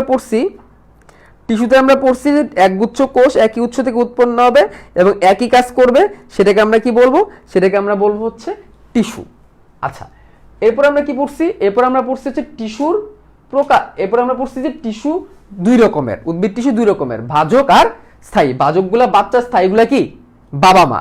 আচ্ছা, ভাজক টিস্যুগুলো সজীব হবে, তরুণ হবে, এদের বিভাজন হবে, এরা বড় হবে, এরা ঘন ঘন থাকবে, এরা কোনো ফাঁকা থাকবে না এদের মাঝখানে, এদের নিউক্লিয়াস অনেক বড় হবে, সাইটোপ্লাজম ঘন হবে, এরা সবসময় অ্যাক্টিভ থাকবে, এদের বিপাক অনেক বেশি হবে, এদের কোনো সঞ্চয় খাবার থাকবে না, এদের কোনো ময়লা থাকবে না, এদের কোনো বর্জ্য থাকবে না, এদের কোনো ক্ষরণ থাকবে না, এরা বিভিন্ন আকারের হয়ে থাকবে। তো এগুলো হচ্ছে ভাজক টিস্যুর বৈশিষ্ট্য। তো এই দেখো আমরা নিউক্লিয়াস দেখলাম, ঘন সাইটোপ্লাজম দেখলাম, এটা হচ্ছে ভাজক টিস্যুর চিত্র। তারপর আমরা কি দেখলাম, ভাজক টিস্যুর কাজ দেখলাম। ভাজক টিস্যুর কারণে উদ্ভিদ ধরে বড় হয়, ভাজক টিস্যুর কারণে উদ্ভিদ প্রস্থে বড় হয়, মোটা হয়, ভাজক টিস্যুর থেকে একসময় স্থায়ী টিস্যুতে পরিণত হয়, এবং ভাজক টিস্যুর কারণে কি হয়, ক্ষতপূরণ হয়, ঠিক আছে, ক্ষরপূরণ হয়। এরপরে কি হবে, এরপরে আমরা দেখলাম যে উৎপত্তি অনুসারে, যে আসলে সে কোন জায়গা থেকে সৃষ্টি হয়েছে সেই অনুসারে আমরা ভাজক টিস্যু পাইছি। সে কোন জায়গায় বসবাস করতেছে, উপরে নাকি সাইডে নাকি দুইটা স্থায়ী টিস্যুর মাঝখানে, সে অনুসারে আবার তিন রকমের পাইলাম। আমরা কয় তলে হইতেছে, এক তলে, দুই তলে, তিন তলে, কয় তলা হচ্ছে সেই অনুসারে আমরা 3 রকমের পাইলাম। এবং সে কি কাজ করতেছে, সে আবরণ তৈরি করতেছে, না সে ভিত্তি তৈরি করতেছে, নাকি সে জাইলেম ফ্লোয়েম তৈরি করতেছে, সেই অনুসারে আবার আমরা 3 রকমের পাইলাম। আমরা উৎপত্তি অনুসারে পাইলাম প্রারম্ভিক একটা ভ্রূণ যেখান থেকে সকল বিভাজনের শুরু হয়, এটা হচ্ছে প্রারম্ভিক ভাজক টিস্যু। তারপরে আমরা কি করলাম, প্রাথমিক ভাজক টিস্যু পাইলাম, যেটা কি করে সবসময় গাছটাকে লম্বায় বড় করে। একটা সময় প্রাথমিক ভাজক টিস্যু স্থায়ী টিস্যুতে পরিণত হয়ে যায়। হঠাৎ করে স্থায়ী টিস্যু আবার কি করা শুরু করে, বিভাজন করা শুরু করে, সেটাকে আমরা কি বললাম, সেকেন্ডারি ভাজক টিস্যু বললাম। তারপর আমরা কি দেখলাম, তারপর আমরা দেখলাম হচ্ছে অবস্থান অনুসারে, যদি একদম শীর্ষে অবস্থান করে শীর্ষস্থ ভাজক টিস্যু, যদি সাইডে অবস্থান করে পার্শ্বীয় ভাজক টিস্যু, আর যদি দুইটা স্থায়ী টিস্যুর মাঝখানে সে বড় হয় তাহলে সে হচ্ছে নিবেশিত বা ইন্টারক্যালোরি ভাজক টিস্যু। এরপরে আমরা এই যে এগুলো দেখে নিলাম, শীর্ষস্থ ভাজক টিস্যু একদম উপরে থাকবে, পার্শ্বীয় এরপর নিবেশিত ভাজক টিস্যু হচ্ছে দুইটা স্থায়ী টিস্যুর মাঝখানে থাকবে, এবং পার্শ্বীয় ভাজক টিস্যু হচ্ছে একদম কোথায় থাকবে, সাইডে থাকবে। আমরা কোষ বিভাজন তলের সময় 3 রকমের পাইছি, যদি 1 তলে হয় তাহলে রিবস, যদি 2 তলে হয় প্লেট, 3 তলে হইলে মাস, কাঠ, পাতা এবং মজ্জা, রশ্মি, মজ্জা, এগুলা। ঠিক আছে, আমরা কাজ অনুসারে 3 রকমের দেখলাম। যারা ত্বক তৈরি করে ডার্ম বা প্রোটোডার্ম, ডার্ম মানে ত্বক, যারা ভিত্তি তৈরি করবে, গাছের মেন কাঠ তৈরি করবে, এটাকে বলবে হচ্ছে গ্রাউন্ড মেরিস্টেম, গ্রাউন্ড মানে বেস। আর যারা হচ্ছে জাইলাম ফ্লোয়েম তৈরি করবে তাদেরকে আমরা বলবো প্রোক্যাম্বিয়াম। নেক্সট, এবং এটা আমরা দেখে নিছি, একদম বাইরেরটা প্রোটোডার্ম, গ্রাউন্ড মেরিস্টেম, ভিতর জাইলাম ফ্লোয়েমের জন্য হচ্ছে প্রোক্যাম্বিয়াম। পরের দিন আমরা স্থায়ী টিস্যুতে পড়বো, যে টিস্যু আসলে পূর্ণভাবে বিকশিত, সেইগুলো হচ্ছে স্থায়ী টিস্যু। একটু বলে দিই, দেখো স্থায়ী টিস্যু বিভাজন হয় না, স্থায়ী টিস্যু জীবিত এবং মৃত 2 রকমেরই হইতে পারে। ঠিক আছে, সে ছেলে মেয়েদেরকে মানুষ করতে করতে একটা সময় মারা যায়। সাইটোপ্লাজম খুব বেশি থাকে না, কারণ তাদের চাহিদা কম, বাপ মার চাহিদা কমই থাকে। পুরো কোষ প্রাচীর কারণ কি, বাপ মারা বড় হইতে হইতে অনেক অভিজ্ঞতা তাদের হয়েছে, এই জন্য তাদের অভিজ্ঞতা অনেক বেশি, এবং তাদের কোষ প্রাচীর অনেক বেশি পুরু। নিউক্লিয়াস ছোট, কারণ তাদের ইচ্ছাগুলো ছোট, বাবা মার ইচ্ছা কিন্তু ছোটই থাকে ছেলে মেয়েদের জন্য। এবং কোষ গহ্বর বড়, গহ্বর মানে কি গর্ত, বাবা মারা ছেলে মেয়েকে মানুষ করতে করতে অনেক আঘাত সহ্য করে, এই জন্য তাদের কোষ গহ্বরগুলো কি অনেক বড়। ঠিক আছে, তো এই যে দেখো স্থায়ী টিস্যুর চিত্র দেখছো, মাঝখানে ফাঁকা ফাঁকা, দেখো ডিস্টেন্স হয়ে গেছে। একটা সময় কিন্তু বন্ধু বান্ধব থেকে দূরত্ব বেড়ে যায় বড় হইলে। ঠিক আছে, এবং দেখো তাদের কোষে কত ক্ষত, তাদের দেহের মধ্যে কত ক্ষত, এবং দেখো কোষ প্রাচীরগুলো কত পুরু। ঠিক আছে, তো এগুলো আমরা নেক্সট দিন দেখবো ইনশাল্লাহ। তো আজকের মতো আমাদের পড়া এইখানেই থাকবে। Thank you very much. কেমন লাগলো ক্লাসটা একটু কুইকলি তোমরা জানাই দিতে পারো, কেমন লাগলো আজকের ক্লাসটা, এবং বুঝছো কিনা এটা একটু কুইকলি কমেন্টে জানাই দাও। কালকে সকাল 9টার সময় দেখা হচ্ছে, আমরা স্থায়ী টিস্যু নিয়ে জানবো এবং আমরা আবরণী টিস্যু নিয়ে জানবো। ঠিক আছে, সো তুমি একটু জানাই দিও কেমন লাগলো। এখনো দেখতেছি আমরা 500 এর মতো আসো, থ্যাংক ইউ ভেরি মাচ। রিবে একতলা বিভক্ত আর মাস হলো সবতলা বিভক্ত, ইয়েস। ক্লাস আবার কবে কেউ বলো? কালকে রাত 10টায়, কালকে রাত 10টায়, কালকে সকাল 9টায়। কালকে সকাল 9টায় আছে, রাত 10টায় আছে, কালকে 2 বেলা ক্লাস নেব, শুক্রবার তাই। ফিরোজনা স্টোন ব্যাচের ক্লাস কবে থেকে? 25 তারিখ থেকে ইনশাল্লাহ। Everything clear, Sinthia, Sujana, thank you. Sakhina aunty,